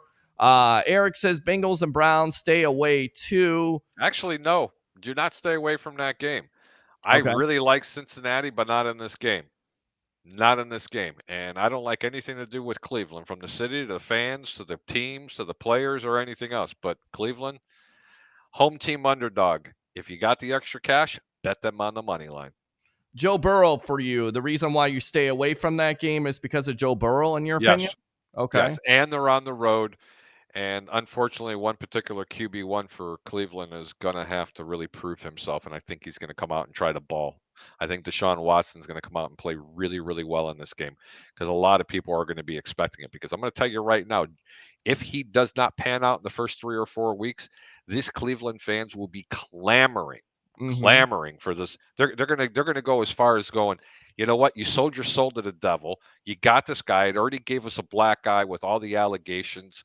And by the way, have they ever settled on any of these allegations? Wait a minute. Hang on. Because nobody's talking about it anymore. That's but it. I'm not going to get off on a big tangent here. If he doesn't really come out balling in the first 3, 4, or 5 games, they're going to burn that city down. That's how bad it's going to be. Well, I tell you that's why I like Cleveland right now. There's high expectations for Cleveland and Deshaun Watson. If he doesn't perform this year, that contract is going to continue to look bad. It already looks bad. It's going to look even worse. You're more politically correct than I am. Go just burn it down. Everything's good. Buffalo beats the Jets. Take the over on that. Shut up. Byron says Jets are not going to be that good like people think. Bron, I'd like to know why, Byron. Yeah, I mean, why do you think the Jets are not going to be good? No, really, Byron. Call into the show because I really want to be wrong because I cannot stand Aaron Rodgers. I mean, for numerous reasons. We didn't talk about this situation, Evans, for you. Will the Bucs get this situation taken care of? Are they doing the right thing by him? Should they sign him to Cooper Cup money, or should they let him, play it out, see how the season goes? It was kind of a down year last year, whether it was Brady, the offensive line, whatever. 6 touchdowns, over 1,000 receiving yards. If he has the same down year, do you let him test the market, or do you re-sign him before Sunday's game? Peter, how many years has he been in the league? 2014, my friend. Okay, so it's going to be 10 years, right? Yeah, 10 years. How many consecutive seasons has he gone for 1,000 yards? 9 consecutive years without a consistent quarterback besides Tom Brady, honestly. And how many? I stopped counting at 3 times that he's had to restructure his contract. Am I correct, or is it more? No, it's been about that much. It's been amazing. Please make me full screen. Sure, go for it. Ladies and gentlemen, I'm going to try to be as concise as possible. And, I'm about it like a bull walking through a china shop, especially trying to be politically correct. I don't hate your Tampa Bay Buccaneers. I'm very critical about every football team in the National Football League because that's what I do. I want you to think about something. He's going to want a minimum of $20 million. Is he really wide receiver 1? Or is Godwin? 2. They're in cap hell. 3. They have to sign a quarterback next year. And let's just say hypothetically that Baker Mayfield balls out. He's not going to get that kind of contract because they can't afford him.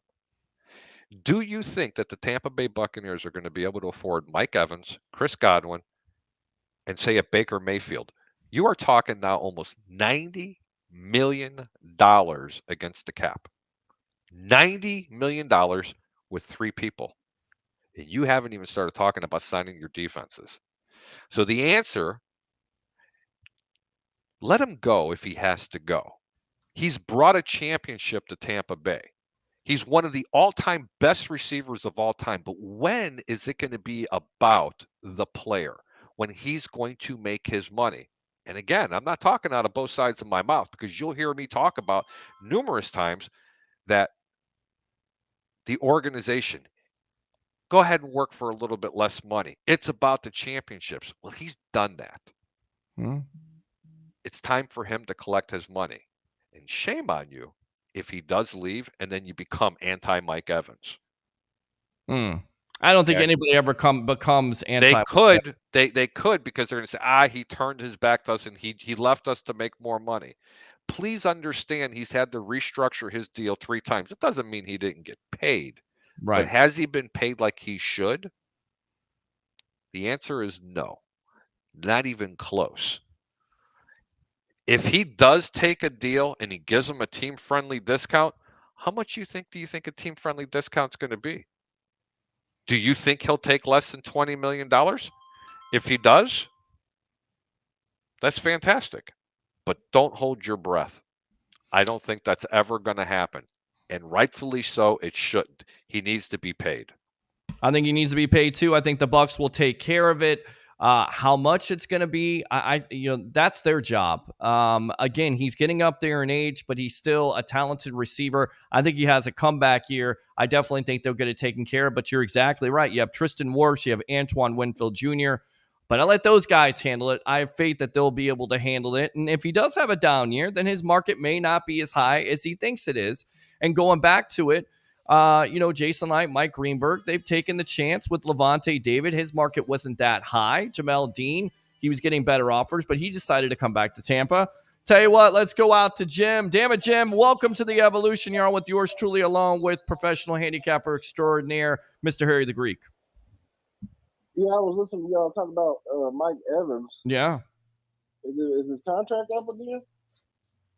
There's a contract situation. There's actually a contract deadline where we've heard the last couple of months that the Bucs were in negotiations with him to get a contract extension done. He's a free agent next year. So they'll still have his rights, but they want to get something done by Saturday. We'll see if it happens. Most likely, who knows? It may not happen. Can I ask the caller a question? Sure, go for it. He obviously didn't know that his contract was going to be up for renegotiation. I have a question for you. Would you be upset if Mike Evans was to leave this team to go get paid?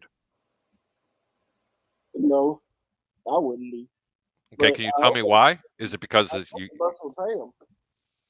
You think the Bucs will pay him? See, I think the Bucs will pay him too, and I think that a lot of fans out there getting up in arms. You got to put this in perspective.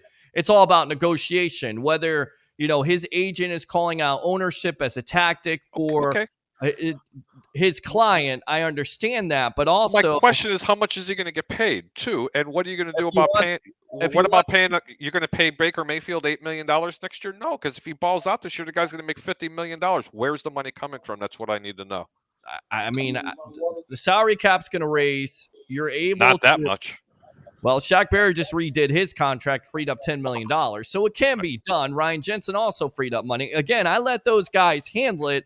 I'm not one of those people that says, the sky is falling, because the organization over the last 5 years has shown you if they want to sign you, they will, and I feel like the fan base deserves Mike Evans. Mike Evans deserves to be a Tampa Bay Buccaneer for life. To me, he's already a Hall of Famer. To me, he could go down as the greatest offensive player in Tampa Bay Buccaneer history. Now, what does it come down to? How much money does he want? Does he want Cooper Kupp money?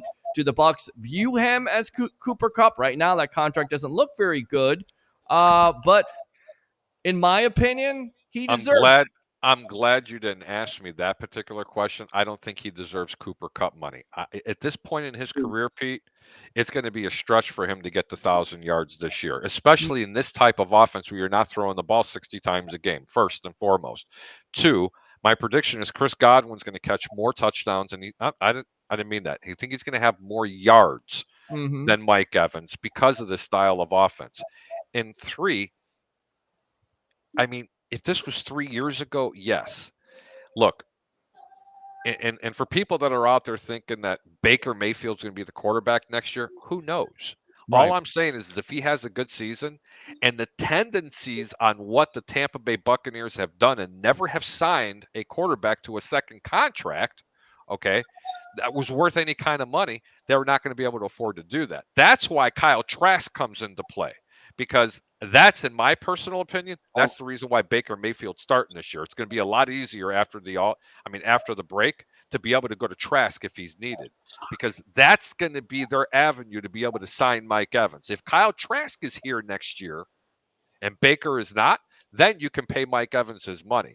But the question is, if Baker Mayfield has that year and he's entitled to that contract, do the Buccaneers let him walk? No, you can't pay him both. I think you can. I definitely think you can pay. You can figure they'll be able to figure that out. There's plenty of money to go around. That salary cap is inflated every year, and then furthermore, if you get down to a situation where you think you may lose Mike Evans, you just franchise him for the 1 year, and then you take your chance. That's fair to do to guy. Then he's going to be in his 11th year, Peter. He's going to pay. You're going to pay the wide receiver tag for 1 year. He's going to get paid $20 million or whatever that tag is at the time. But again, that is not a fair thing to do to a guy that's arguably the best offensive weapon that this team has had since the inception of their organization. I'm just saying there's options out there for it. If they did that, I would stop watching the ball game. Oh, please. You're overreacting now. No, that's horrible. That's horrible. That is called business of the National Football League. Jim, what else? You know what? That's not right, though. It's business, my friend. It's all business. All right, Jim, what else? Yeah, I think they should pay him. So we have to see, man.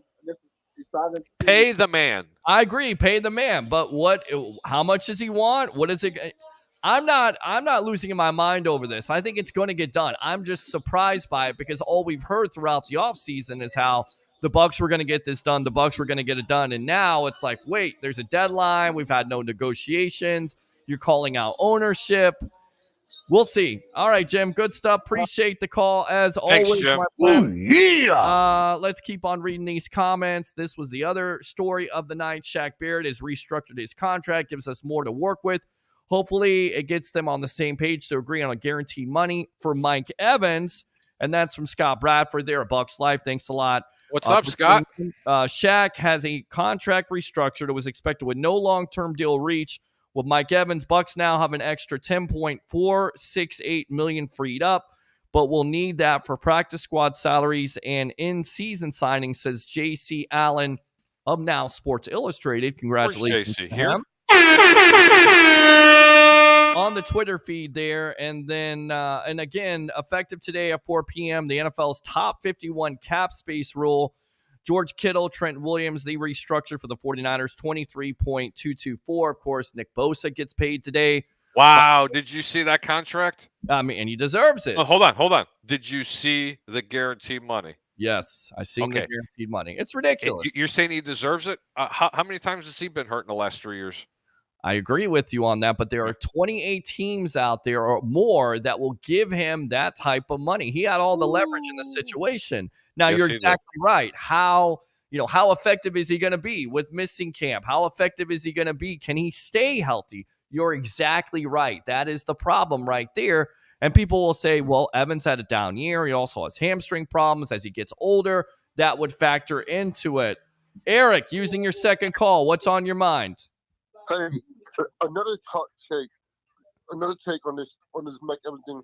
I'm not paying Mike Evans big money. Look what happened to Cooper Kupp. Now he's hurt again. He will not be playing week 1, and he could be out for a very long time. But that doesn't mean that that's going to happen to Mike Evans. And what if Mike Evans goes somewhere else and performs? You would be saying what? The Bucs should have signed him. They should have re-signed him. They messed up. Would you not be saying that, Eric? Yeah, you're right. Of course I'm right. Why do you think I host the show? That's the best comment of the night. All right, Eric. Eric, why did you have to tell him that? Oh, Lord have mercy. Oh, man. Hey, for real? Man. But, man, or can we trade Mike Evans way before the deadline? Did we trade him? If you're trading Mike Evans at the deadline, guess what? And I'm telling you right now, you most likely will not get a first. You're not most likely going to get a first round pick. You get maybe a 4th. Yeah, I mean, do you really? Maybe a couple seconds. No, you might get a 4th because of his age. Well, it depends on who's desperate. He's not for a quarterback, bro. Let's not think about Mike Evans being traded, because if Mike Evans is being traded at the deadline, that means the Bucs are.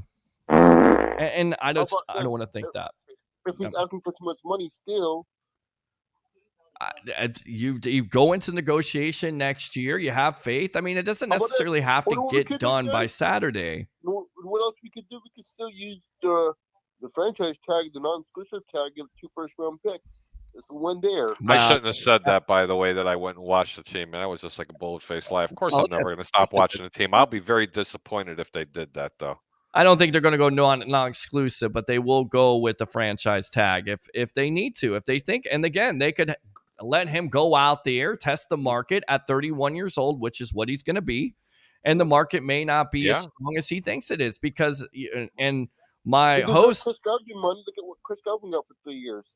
Well, yeah, and and I think Godwin is definitely going to ascend eventually, because he's younger and he's coming off an injury here, and he may have better numbers than Mike Evans. So it's crazy. We might as well just save the money. We can use that for Palmer, because Palmer could be the number 1 wide receiver. We saw what he could do in preseason. I'm not ready to crown Palmer, the number 1 guy until he does it. Who? Trey Palmer. Oh, Everybody loves Trey Palmer. Please they stop. love him. Speed kills, okay? But you know what? Give me an NFL game. And I'm tired of seeing this thing about he burned Sauce Gardner. Sauce Gardner stopped on the play. He it was preseason. He's not going to go pull a hamstring. Right. Okay, let's ease up on it. Trey Palmer is not even in the same zip code as Chris Godwin and Mike Evans. Eric, I'm sorry. You're a great follower. Love listening to you. But seriously, when you say something like that, I got to give you correction on this side of the hand, or this is discipline. I don't know which one you want, but you can't say that. He's not even in the same. Give me a year where he catches for 1,200 and about 7 or 8 TDs, and then you got a point. He's going to be a specialty player only. He's going to have about 3 or 4 touchdowns and maybe 400 yards.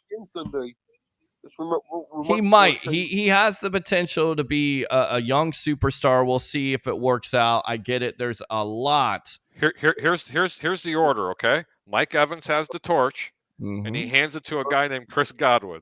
Right. Yes, that's the handing of the torches. And to his point, Palmer will have an opportunity to ascend at that 3rd wide receiving spot, and he definitely may make some plays this year. Keith Palmer and Chris Godwin the ropes. All right, stand by, Eric. Thanks a lot for the call. Appreciate you. Yeah. Let me go out to the Madman. What's going on tonight, man? You're not on video. You're calling in. Is this the Madman, the Mancini brothers himself? I got problems with my video today. I don't know what's going on with it, but I got problems with it. So I got power problems. So I said, I cannot miss this show. So I should have enough juice, hopefully, to have it. If I get cut out, where I went. All right. Well, there you go. All right. So we will definitely keep you on hold here. I know that we got Ralph here. Let me read the rest of these comments. In fact, Mark, call back about 5 minutes. I'm going to read the rest of these comments, wrap it up with Harry, and then we will do turnbuckle talk here. Harry, before I let you go, why are they giving me the Packers and Bears this week? How many times do I get to see an NFC North matchup? Because it's the oldest rivalry in football, and it's the only one that matters, damn it.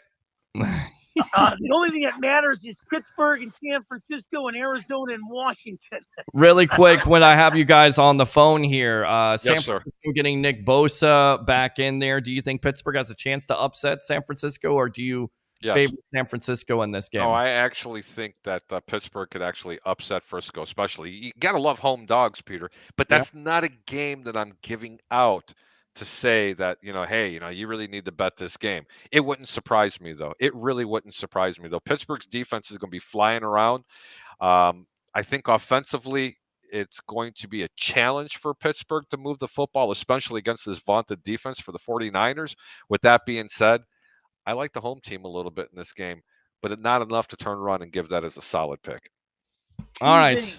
Yes. Two things real fast that you can take to the bank and cash it. The Mancini-nisms here. Oh, geez. The Dodgers are done. Oh, my God. Will you stop with this Dodger thing? Yep, the Dodgers will be done in October. This is a bridesmaid city I live in. And the second thing is Nick Bosa will not last a year. These guys that signed the big contracts without practice, they seem to get injured halfway during the season. I'm telling you, he will not last the season. I hope he does, but, I don't think he'll last the season.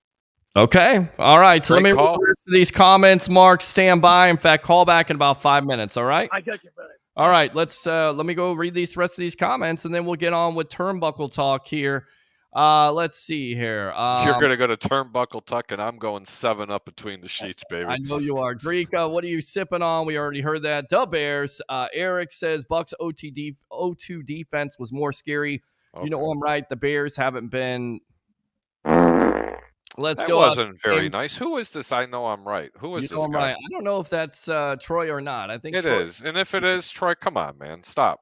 James says, this Jets fandom makes me laugh. You know I'm right. Chiefs got the ultimate weapon, Donovan Smith. That's actually a pretty good comment. Oh, yeah. Christopher Cole, anyone heard from Jacob Charnow lately? Absolutely. Yes, actually talked to him last week. He's doing very well. He's attending the University of Syracuse for journalism. It's arguably the best school in the country for that.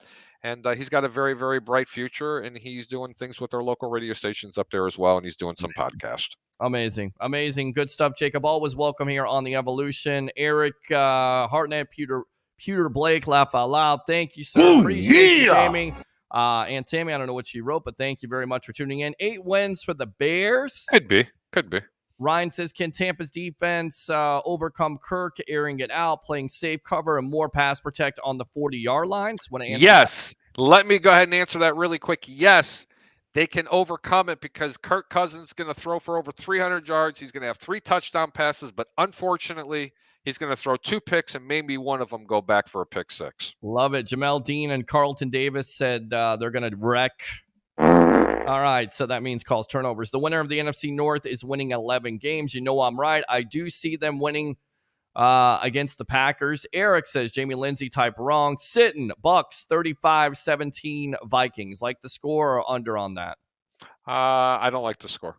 Okay. Mike, what is the Rays magic number to clinch? Not sure about that. Of course, they won tonight over the Red Sox. Hold on. Clinch. They got to catch the Orioles first. They got the series next week there. I understand that, okay? But they better be even with them. I agree.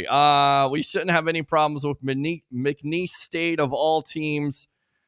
Who are you talking about? USF, they have FAMU this week. That's a tough matchup. The only way I got anti-Mike Evans is if he pulls a Jameis and goes to the Saints. Kidding. Oh, God forbid he doesn't do that. You know I'm right. I think we sign him, but will ruin us for the future. I mean, good comment. Okay. He's not worth that much in the last years of his career. You know I'm right. Greek, Baker won't be here next year no matter what. Eric says. And I have to agree with him there. The only way he's here if he has a mediocre season, he takes a team-friendly deal. Great comment, you know I'm right. Really, really great comment when it comes to that. But if he does ball out this year, it's going to be very difficult to re-sign him because of the cap space. And, hey, this team has never signed him to a second contract. Let's just be real. And he's not even making backup money, and he's a starter. He's making third-string money, guys. Let me that's third-string money. He's making $4 million with the incentives to make up to $8 million. Wow. Yeah. That was the very first overall draft pick in the National Football League. That's a great general manager, but that's also telling me they could pull the plug and put Trask in. Well, there you go. They could definitely do that. All right. Good comment. Good comment. Cup injury again, waste of money. Evans gets 1,000 yards a season. Mike says Mike Evans is not slowing down. Roger says Pete, quit being a homer. Evans is gone. Let him get his money. This guy sucks. Hey, Roger says the delusional Communist City Bears fan. Comment of the year right there. All right, Mark, stand by here. Let me read the rest of these comments. Palmer is going to be a stud. Eric, Mike Stover, facts. Ryan, does he want more money or a shot at the ring? I love Evans, but anything more than 4 years is a gamble. It might be smart to save money, invest in the future, draft picks, or free agents, okay? Hey, let's talk about Marquise Watts, 58 from Lancaster, South Carolina. That has definitely been the story of the team. Great stuff. Ooh, yeah. Eric says, Jay Johnson, hell yes. Eric again. Remember Scotty Miller, next Palmer. Oh, no. Palmer's better. Yeah, I agree. Okay, we talked about that. You know I'm right. I'm not Troy. I'm like the Bucs. I don't complain when Pete doesn't read comments. Come on, Greek. I'm just a guy who pities the city of Chicago. You don't have to pity. It's a great city, but you are right about the communist part. Let's talk about Marquise Watts, the all-time sack leader at the UNC Charlotte, and two giant goofballs. Hoping you take back your statement about the Eagles not losing anyone this offseason. Peter, facts matter. They did lose. They lost some pieces. It wasn't like nothing. It wasn't like it was monumental. They did lose Hargrove to San Francisco. They did lose the kid who just got hurt for the Lions. They did lose them, but they lost a couple coordinators. They still have the pieces there. My point is, with those losses, they replaced them with younger options. Okay? There you go, Giants fan. You want to promote? That? What's that? What's that? I smell that. What's that? What? Here's the chef of the poo-poo soup. Yeah, you are that. Go ahead and promote yourself here on the Evolution, and then we're going to take a break. I'm going to rest my voice. Go ahead.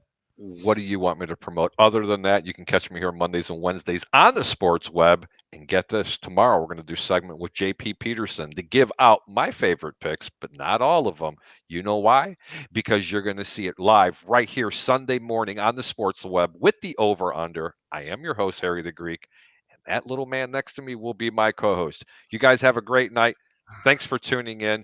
Don't forget to stay up and stay live and try to be interested in this turnbuckle talk crap. I have no idea what it is. But you know what? Guy sucks. Be nice to the Mancini brothers. Ralph, I know you're in the back room. Much love, brother. You take care of yourself. Thanks for all the comments, and let's make some money. And you know what? Andrew, much love, baby. Philadelphia sucks. Talk to you guys later. Goodbye. All right, good stuff there, Harry the Greek. Let's go out to a quick commercial break, and when we come back, we'll have Turnbuckle Talk, and we'll take your phone calls. Mark Mancini is on the line. Ralph Williams is back in the lobby. If you want to get on the phone lines and talk about the biggest story, most likely in the last 2-3 months, CM Punk being fired by AEW. Does he go to WWE? Why was he fired? All the comments, all the chatter that we've heard here on Turnbuckle Talk. And, of course, we'll take your phone calls, as always, 727-255-0391. And the other number, in case you can't get through, 727-409-7528. It's the Evolution of Sports Talk Television live on I Love St. Pete, the Hub, Amped Up Sports, and Bucs Life. Keep it locked. uwager.lv, sportsbook, and casino. Sign up today at uwager.lv, the premier online sportsbook, taking wagers since 1998. The most player-friendly lines, weekly juice specials, and a true dime line in MLB. Unique casino platforms with thousands of games. Play poker, high stakes, low stakes, or tournament play. uwager.lv, what we offer. Free same-day payouts. Customer service and wagering support, 24/7, year-round. Free monthly rebates on your action and daily casino rebates. Contests, free bets, best bonuses, and giveaways. Generous referral program. Get an 80% free play bonus on your first deposit, up to $1,000. Sign up today, and use promo code SPORTSWEB. Remember, you can't win if you don't play. Are you an athlete or professional struggling with life or career transition? Life isn't always easy, but hope is always present. Best Hope Counseling will help you move forward. For nearly a decade, licensed marriage and family therapist Larry Baumgartner has helped clients empower change and discover solutions using a solution-focused therapy approach. Conversations will focus on what you desire to change, not just the problems that brought you into counseling. From anger to depression or other emotions, Best Hope Counseling is there for you. Contact Larry personally on his direct line at 727-946-1346. Again, 727-946-1346 for a telehealth appointment in Florida and Minnesota, or in person an appointment in Minnesota. Take time out and begin your game plan to reconnect, rebuild, and restore happiness in your life. BestHopeCounseling.com. All right, welcome back to the evolution of Sports Talk Television. It's the Sports Web. I'm your host, Peter Blake, giving you something to think about. Let's go back out to the comments. Pig Dog Video 2001. Peter, were you surprised Orange Cassidy dropped the belt to Mox? I was, absolutely, but it certainly seems like Mox is the guy that's going to lead AEW, especially with the firing of CM Punk. Also has Hangman Page become a mid-carder. Guy goes from AEW champ to competing in a pre-show battle royal. I agree with you. I don't understand what the booking is, but we always talk about that here on this show. We don't understand what they're trying to book. They have great talent, but it's always about booking, right? And this is where I leave, where we talk about fake sports. Have a good night, Pete. Appreciate you as always. Yeah. Can't please everybody here on the evolution of Sports Talk Television. Let's go out to the bodyguard, Ralph Williams, newest Pittsburgh personality, and of course, the madman himself on the phone, Mr. Mark Mancini. Welcome to Turnbuckle Talk in a turbulent week, if you will. I say that 3 times, with CM Punk being fired by AEW during a pay-per-view where, at the end of the day, the story should have been the pay-per-view. Instead, it's about Jack Perry and CM Punk. Your thoughts, guys? Ralph? Oh, okay. I'll go first. All right. I wasn't sure because usually Mark goes first. Yeah. Okay. My opinion is I guess they got done with their investigation, because they said they were going to do a thorough investigation into this to find out exactly what happened. The only thing I could think of is that I think Tony Khan's had enough of CM Punk's mouth, especially, and now he got into another fight with another wrestler. And at first, I was willing to take CM Punk's side, thinking maybe he didn't do this. He didn't start this. Well, come to find out, I guess, with this investigation, that he did. So now they fired him. And as far as Jack Perry goes, he's just a heel because he's upset and he's mad. And they got a good storyline going with him. You know, like I had the Forgotten Son. Now they got him as a heel, as a forgotten wrestler who simply has drifted away in the wind. And, so that's how that's going to work. And Moxley, on the other hand, I think he can carry the company. He's done it before, and I think he can do it again. And Adam Page, he shouldn't be on no battle royal. He should be with the Elite and doing all kinds of different other things. And for me, and I'll go out to you, Mark, in just a little bit, I think it's unfair because Punk didn't start it. Of course, you're going to fire somebody if he threatens the boss, and that's what you hear, that he physically threatened Tony Khan. And, of course, Khan got tired of it. In fact, his comments here, Mark, I don't want to discuss the terms of the separation in that sense. I think it's best to say, first of all, I very much want to thank CM Punk, Phil, for everything he did for AEW as a wrestler. But I don't think it was an easy decision for anybody on the discipline committee, Elite, or for the outside counsel, Kenny Omega, the Bucs counsel, or for me to do something like that. But I do think it was the right move as far as what's going to happen in the future. I can't speak to that. I'm not the attorneys who interpret all that language. So, I mean, Mark, come on. You fire CM Punk. I get it. I understand the firing if you're going to threaten the boss. But, Jack Perry should also be suspended indefinitely, which he is. And for me, he should be fired too. Well, first of all, I want to start out. This is the best show sweep in the country. Thank you. On Wednesdays, man. And I am so blessed to be a part of it with you, Ralph, and everybody. I know I'm getting information coming off the lines here, too. So right.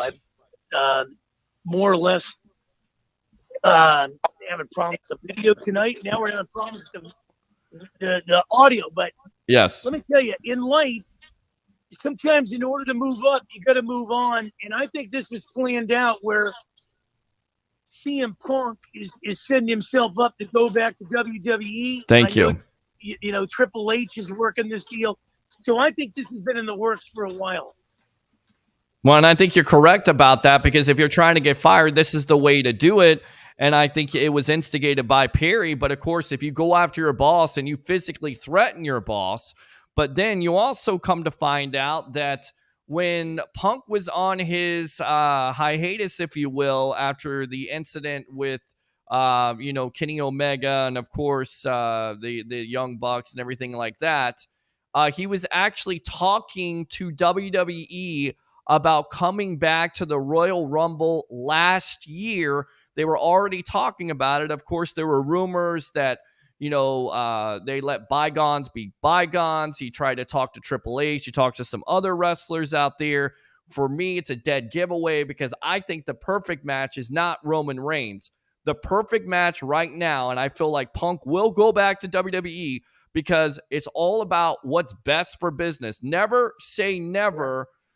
We've talked about it in the past with Ultimate Warrior, with guys, Jeff Jarrett, supposedly. Sting would never go there. And, of course, they all go there. And what happens? They all end up in the Hall of Fame.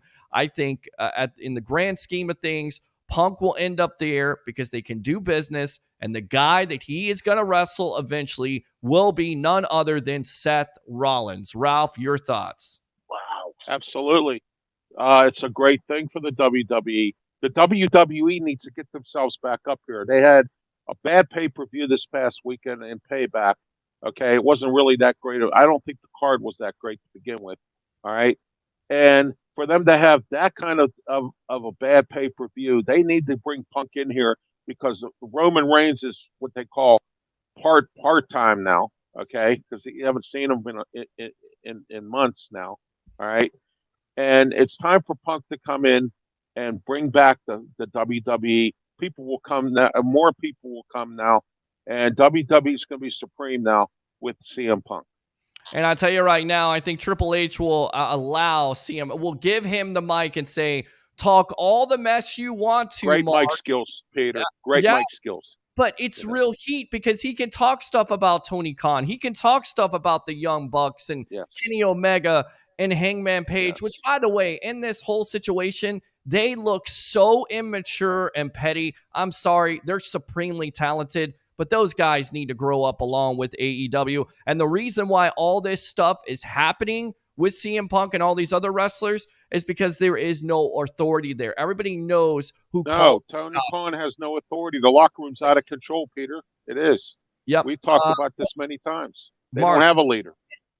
Go ahead, Mark. Mark. Not only that, guys, when you look at it, it was supposed to be the barn burner in the Berg.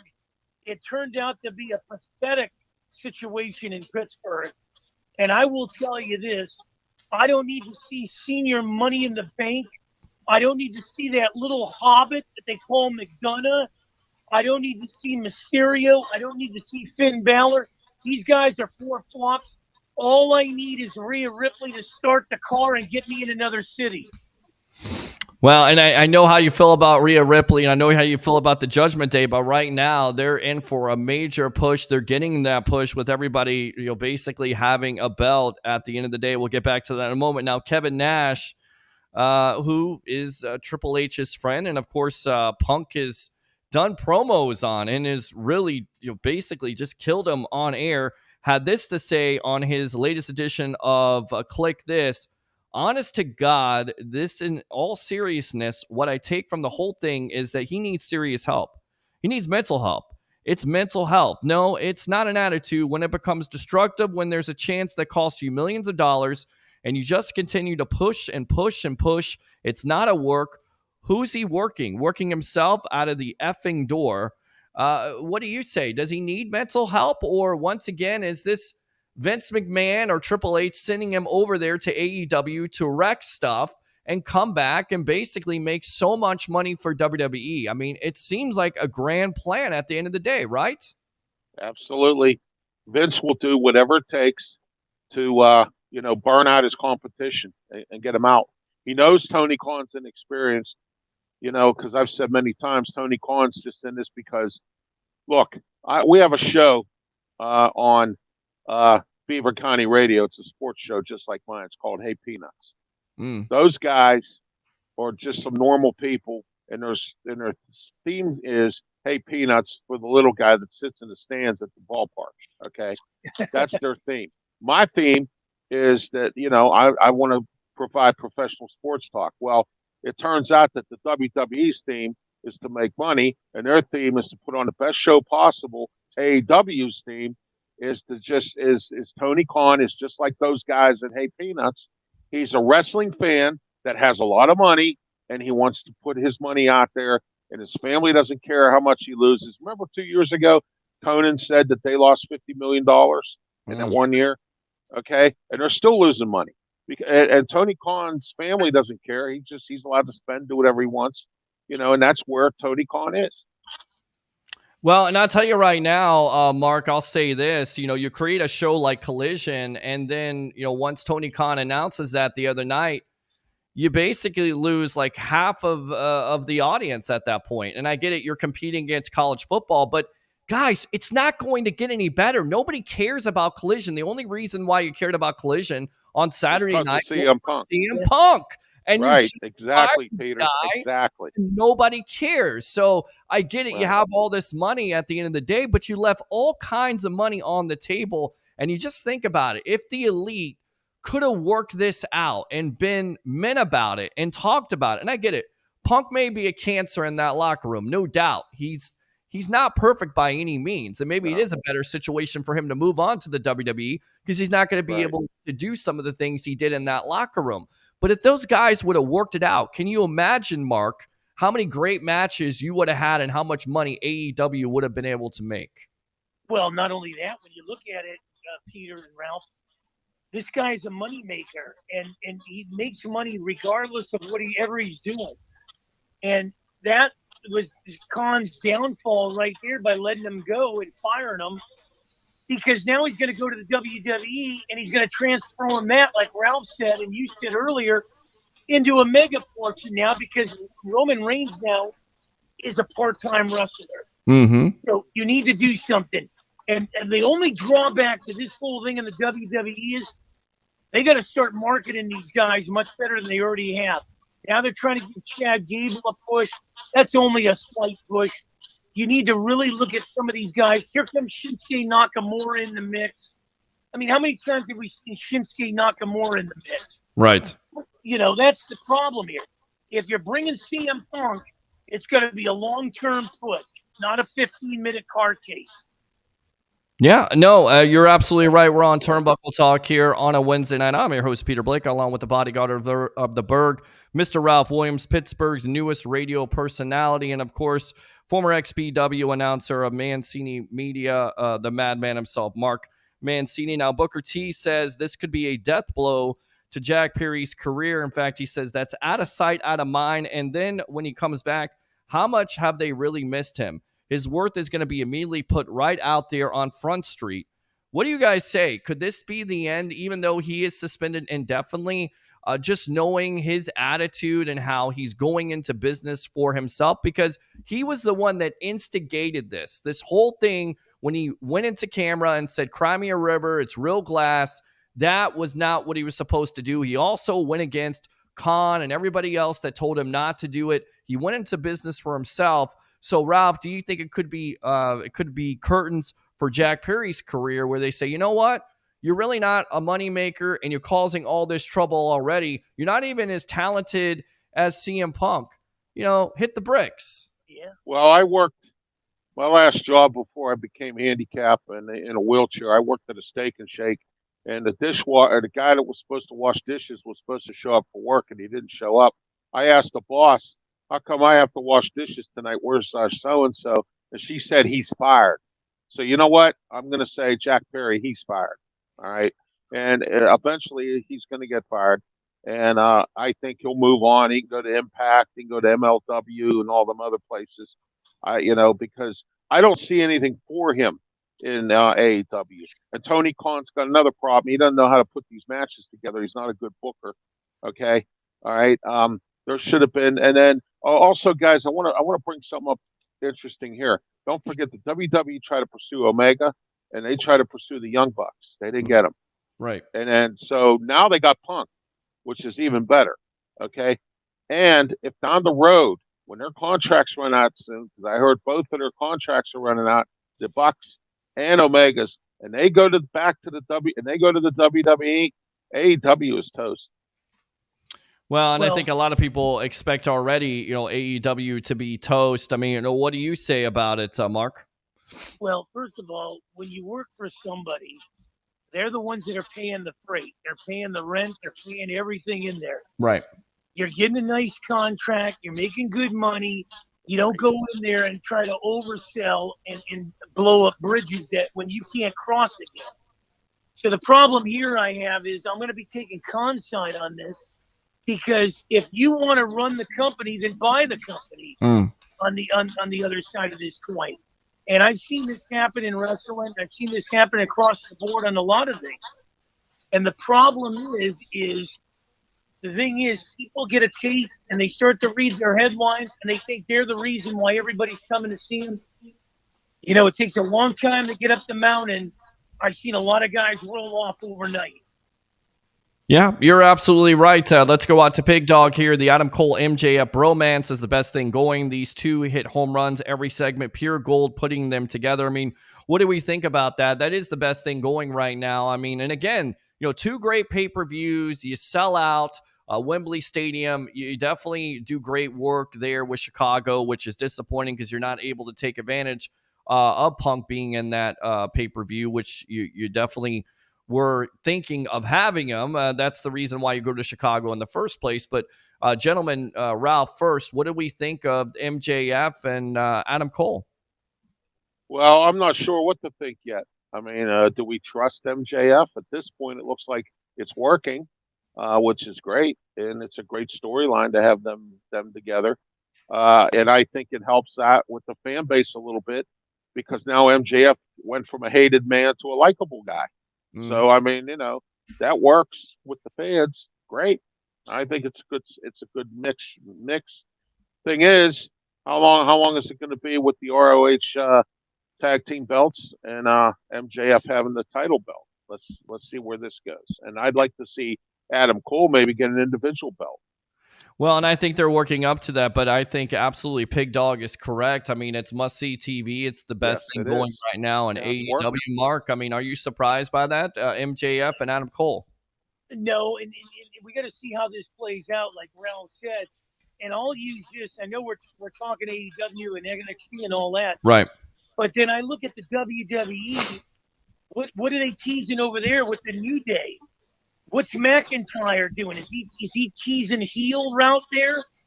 So we've got a lot of situations here that it piques the interest of the average fan. So I kind of like it because we don't know where it's going. Yeah. Well, I think we definitely know what's going with Monday Night Raw. Of course, you got main event Jey Uso showing up there. Cody coming on the pay-per-view at Payback saying he pulled some strings, and then you have Adam Pearce taking him aside. I think we all assume that the story is going to be finished where Cody goes to SmackDown. Ralph, is that what you see? It could happen that way. I heard Michael Cole make a statement, and I was quite surprised he said it. He said the other company he was with, he was an EVP.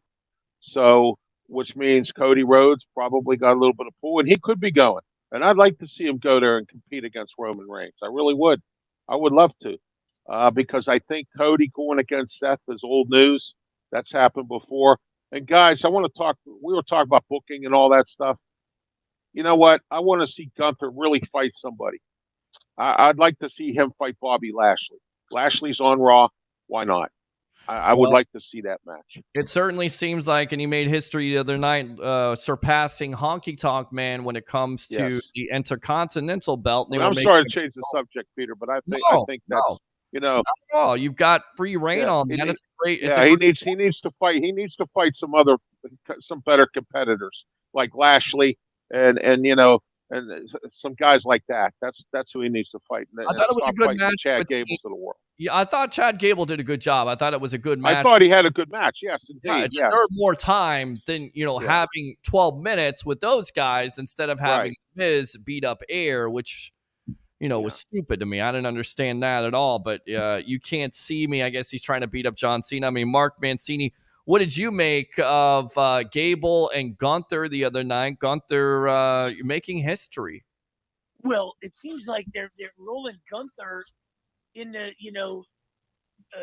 3 rounds of these guys. I've seen Gable and Gunther now for 2-3 times pretty much. And Ralph brings an interesting point.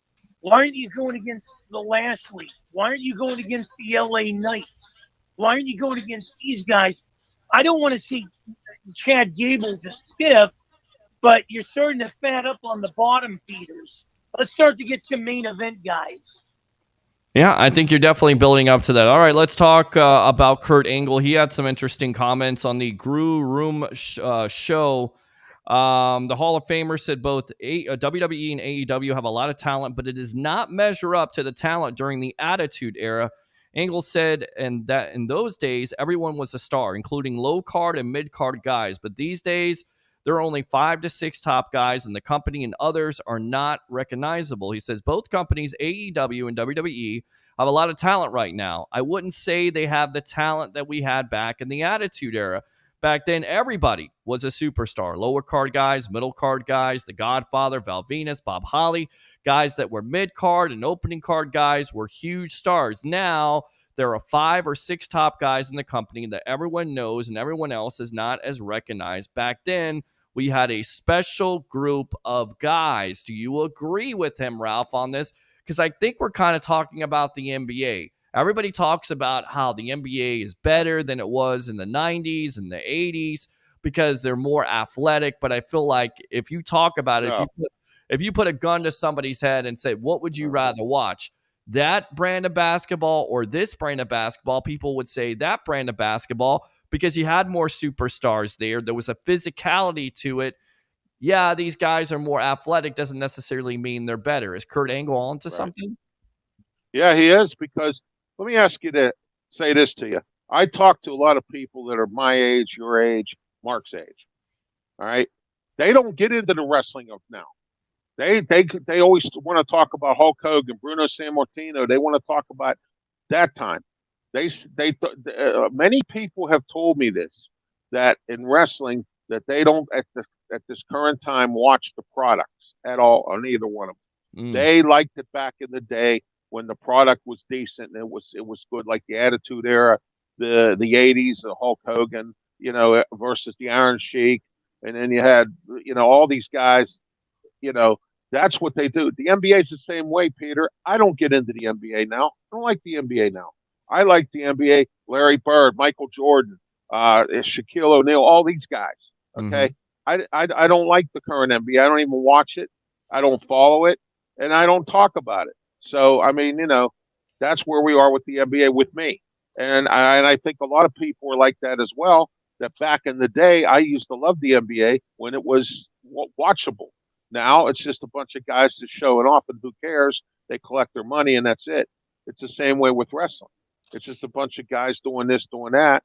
Okay, but back in the day, you loved wrestling. You followed it. I've been following it since I was 5 years old. Is he on to something here, Mark? Kurt Angle with his comments, 5 to 6 guys, and then everybody else is unrecognizable? Yes. Well, let me tell you something. I always use this analogy when I'm talking about baseball, football, basketball, and I break it down like this. I grew up in the 70s, and nobody can touch the 70s in baseball. You had 8-9 teams back then that were vying for World Series. There were powerhouses. You can't find another decade. Maybe the 84 Tigers, and nobody cares about the 40s and 50s of the Yankees when 4 teams were in the league. As far as football goes, yeah, the 85 Bears were good, but the 70s were all about the Steelers, the Dolphins, the Raiders. The list can go on. You can throw the Vikings in there, even though they didn't win Super Bowls. Sure. And when I get into basketball, and I've been blessed enough to interview the Durant and all these guys. It's all a league where they only care about themselves. It's too political, and there's no defense. They cannot touch Jordan, Bird, Magic, and the dynasties that had, maybe the Golden State Warriors. Kurt Angle's on to something because Ralph said it. Everybody talks about the honky tonk man, Rick Rude, the Hart Foundation, all those guys. It'd be hard-pressed to find this. And the reason, here's the reason with the whole coup de grace in this. The problem is they go to sporting events today. It costs so much money that the families can't even bring the kids. So the kids can't even see what's going on. As they get older, out of sight, out of mind. They never went to a game because it was too much. We were growing up in an environment where we can afford, our parents took us, so we got to see these things. And that's what breaks it down, guys. The one word that's killed everything is greed. Starts with a capital G and ends with a small d. All right, good stuff there. Mark Mancini, former XPW announcer. You got the bodyguard of the Berg, Mr. Ralph Williams. Angle goes on to say, I think everybody's doing a good job in WWE and AEW. It's crazy because fans pick sides. They pick who their favorite is, and WWE is still in the lead. I think they'll always be in the lead. Don't get me wrong. AEW is doing great, but they've done pretty well in ratings from time to time. They're actually come close to beating WWE in ratings at certain points, but the WWE is just a monster. Do we agree that WWE is always going to be the monster that's under your bed and you're not going to be able to defeat them as long as Vince and everybody else is in control, Ralph? Let me give you an example here. I DJ weddings, parties, things like that. Yeah. There's times that some of these things at these events that people get so drunk, I could throw music, any kind of music out there and they would dance to it. Okay.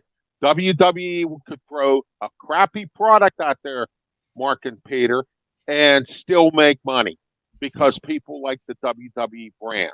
Whether it's crappy or not, they'll show up at this event. All right. Folks like us, we're used to seeing great matches and great events and things like that.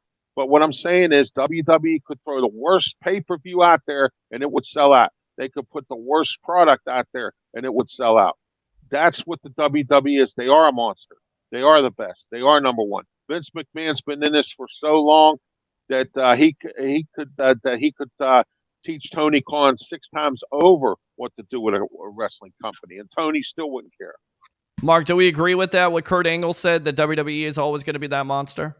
Well, I disagree with that because I always think what we've lost in today's society is, and I was blessed enough having a dad as a sergeant in the Marines give me an upbringing, and he said, son, nobody cares what you know till they know how much you care. Wow. And I think the first thing you got to realize here is if you're authentic, if you communicate, if you're held accountable, if you're honest, and if you have character, you can do anything and take anything out with surrounding yourself with good people. So I don't necessarily agree with Angle saying nobody can touch the WWE because there's nothing that can't be accomplished with God on your side and having money in your pocket. But if you build something, laying a good foundation, putting structure up, brick by brick, little by little, layer by layer, you can take the WWE out because it's like serving food in a restaurant. People are used to inadequate customer service. If they see consistency with good service, they'll come back to you every time and go, I want this gentleman to wait on me. And then people will try to figure out what's the secret. Is he giving free food out? What is he doing? No, he just cares about his job. And a good job's a hobby, a bad job's a chore. It's a good point. I tell you, though, Eric Bischoff would disagree with Kurt because 83 weeks there, they had WWE on the ropes, but I'm not sure if that ever happens with the network and everything else. It's going to happen again. I don't see them falling asleep at the wheel, but you're right. You know, Mark is exactly right. I feel like you still do need 2 companies for the wrestling business to succeed, not just one, but in my opinion, it's always going to be WWE. Now, Bray Wyatt, of course, passed away. Wyndham Rotunda, Mark, what were your thoughts on him passing away at 36 years old? Well, I've heard a lot of guys pass in that business.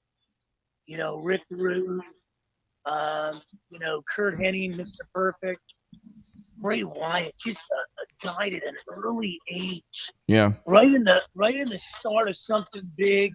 I mean, the way his persona and the way he's 36 years old. Yeah. I mean, the Fiend and everything. So sad, and I'm still trying to digest it, guys. I mean, it's unbelievable to know that this guy. I mean, he had the world at his feet.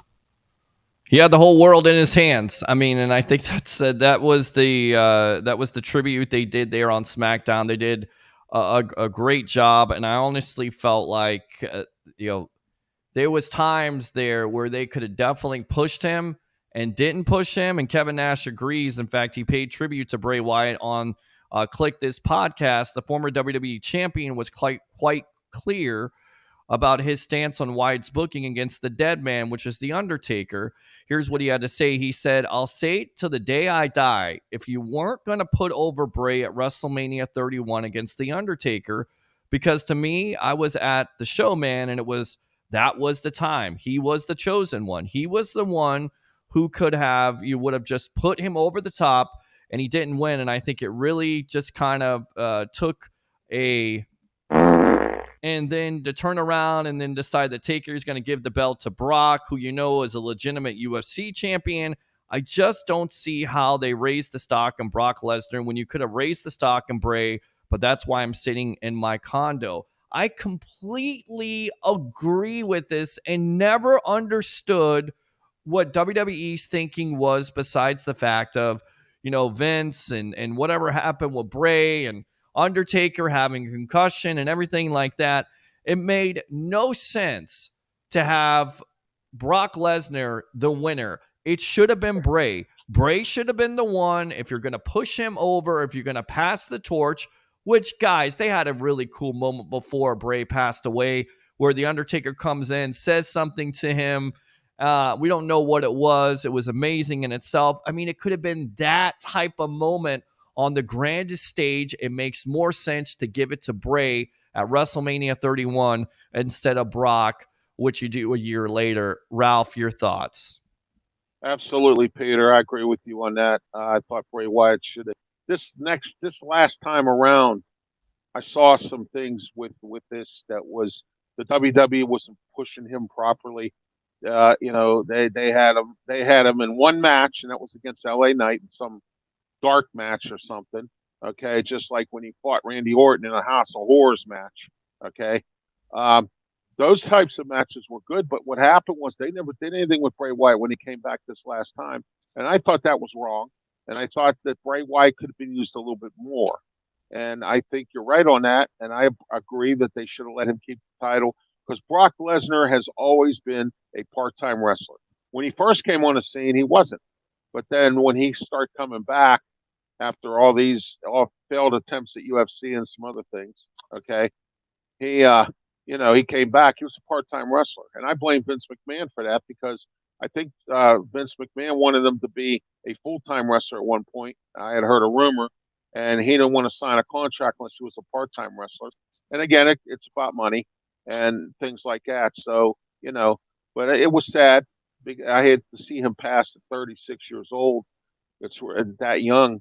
It's really sad. He had COVID, and due to the COVID symptoms, it made him have a heart attack and a few other things. Yeah, so, and I think that's the reason why he didn't come back. They were about to bring him back, but it was disappointing because they had those type of moments. Mark, do you agree with Kevin? Because I completely agree. I remember when this happened, and I get it. He gets his big win versus John Cena, but at that moment, you have to strike when the iron is hot. You've seen booking before. You have this perfect booking opportunity where no one expects it, where Bray is red hot. He could be the next Undertaker, the next supernatural force. You have that opportunity, and you put the Undertaker over top of him. I didn't understand it. I think the problem here is, when you look at anything, you look at the top. And if the top doesn't know what the hell they're doing, right, it doesn't matter how much talent you have at the bottom. You're not going to change these inexperienced people. Case in point, what's going on here, and I don't want to, use it, but it's a case in point with Disney. Disney gets into sports. Can't even run the Mighty Ducks. I mean, stay what you're capable of staying and where your strength is Right. building movies with Peter Pan and all this other stuff. Don't get dabble into sports. Well, the same thing with these creative minds in the WWE. You put all your effort into this Judgment Day that you've been pushing for months, and you know they had no mic skills, and the only one that was carrying them was Rhea Ripley. So you keep pushing them and pushing them, and now you give them a hell of a push. But you never gave Bray Wyatt a push with Kane, The Undertaker, and all those guys. You could have built a faction like you had with the Shield and Nexus there. And I said this before, this is where they dropped the ball. Yeah, that's where they drop the ball and you never know. But Bray Wyatt, what a creative genius, unbelievable. And we were lucky to watch what he did in professional wrestling for the short time that we had. With that being said, Mark, go ahead and promote yourself here on the Evolution of Sports Talk Television, my friend. Well, on one of the best shows this Wednesday and every Wednesday, next week video, man. Yes. WWDB AM 860 out of Philadelphia tomorrow. Juice Huckless will be on there talking Pittsburgh stuff. And then Friday, XM Sirius Radio, man. Pittsburgh Pirate Podcast, San Francisco Giants. And just so blessed to do quite a few things. And you guys, man, make it easier on Wednesdays with Harry and all the great listeners. We're going to take it by storm, man. The throwdown in Tampa. Love it, my friend. Great stuff, Mark. Let me go ahead and give you the air hole. Mark.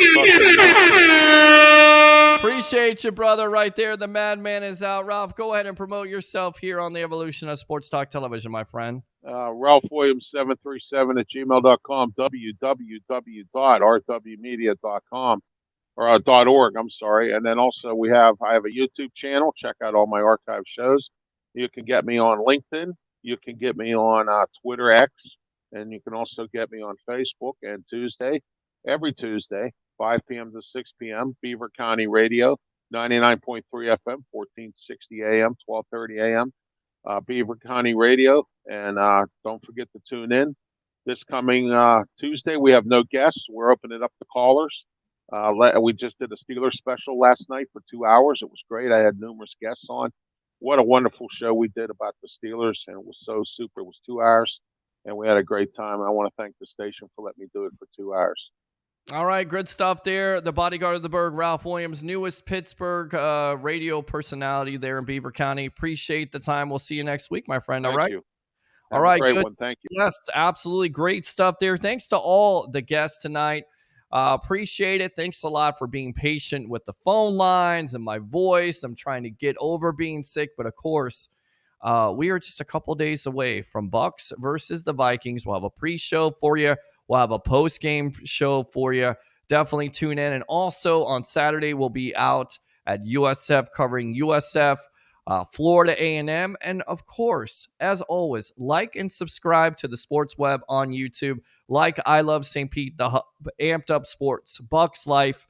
And also tune in to the JP Peterson Show 5 days a week from 10 to noon. Do three things. I'll do my best. Bring your passion. Bring your excitement. Just don't bring any nonsense. I'm your host, Peter Blake, your Rolex reporter. What time is it? It's my time.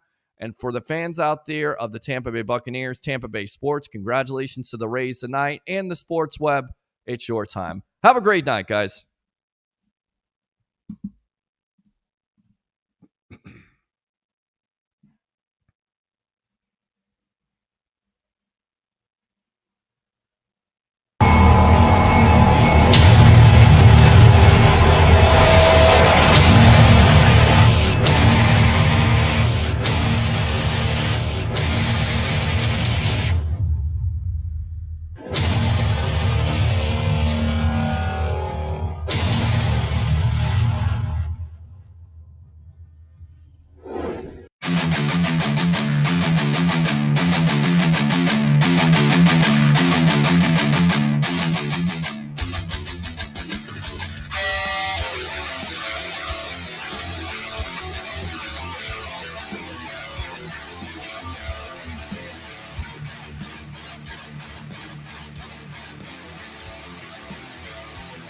Are you an athlete or professional struggling with life or career transition? Life isn't always easy, but hope is always present. Best Hope Counseling will help you move forward. For nearly a decade, licensed marriage and family therapist Larry Baumgartner has helped clients empower change and discover solutions using a solution-focused therapy approach. Conversations will focus on what you desire to change, not just the problems that brought you into counseling. From anger to depression or other emotions, Best Hope Counseling is there for you. Contact Larry personally on his direct line at 727-946-1346. Again, 727-946-1346 for a telehealth appointment in Florida and Minnesota, or in person an appointment in Minnesota. Take time out and begin your game plan to reconnect, rebuild, and restore happiness in your life. BestHopeCounseling.com.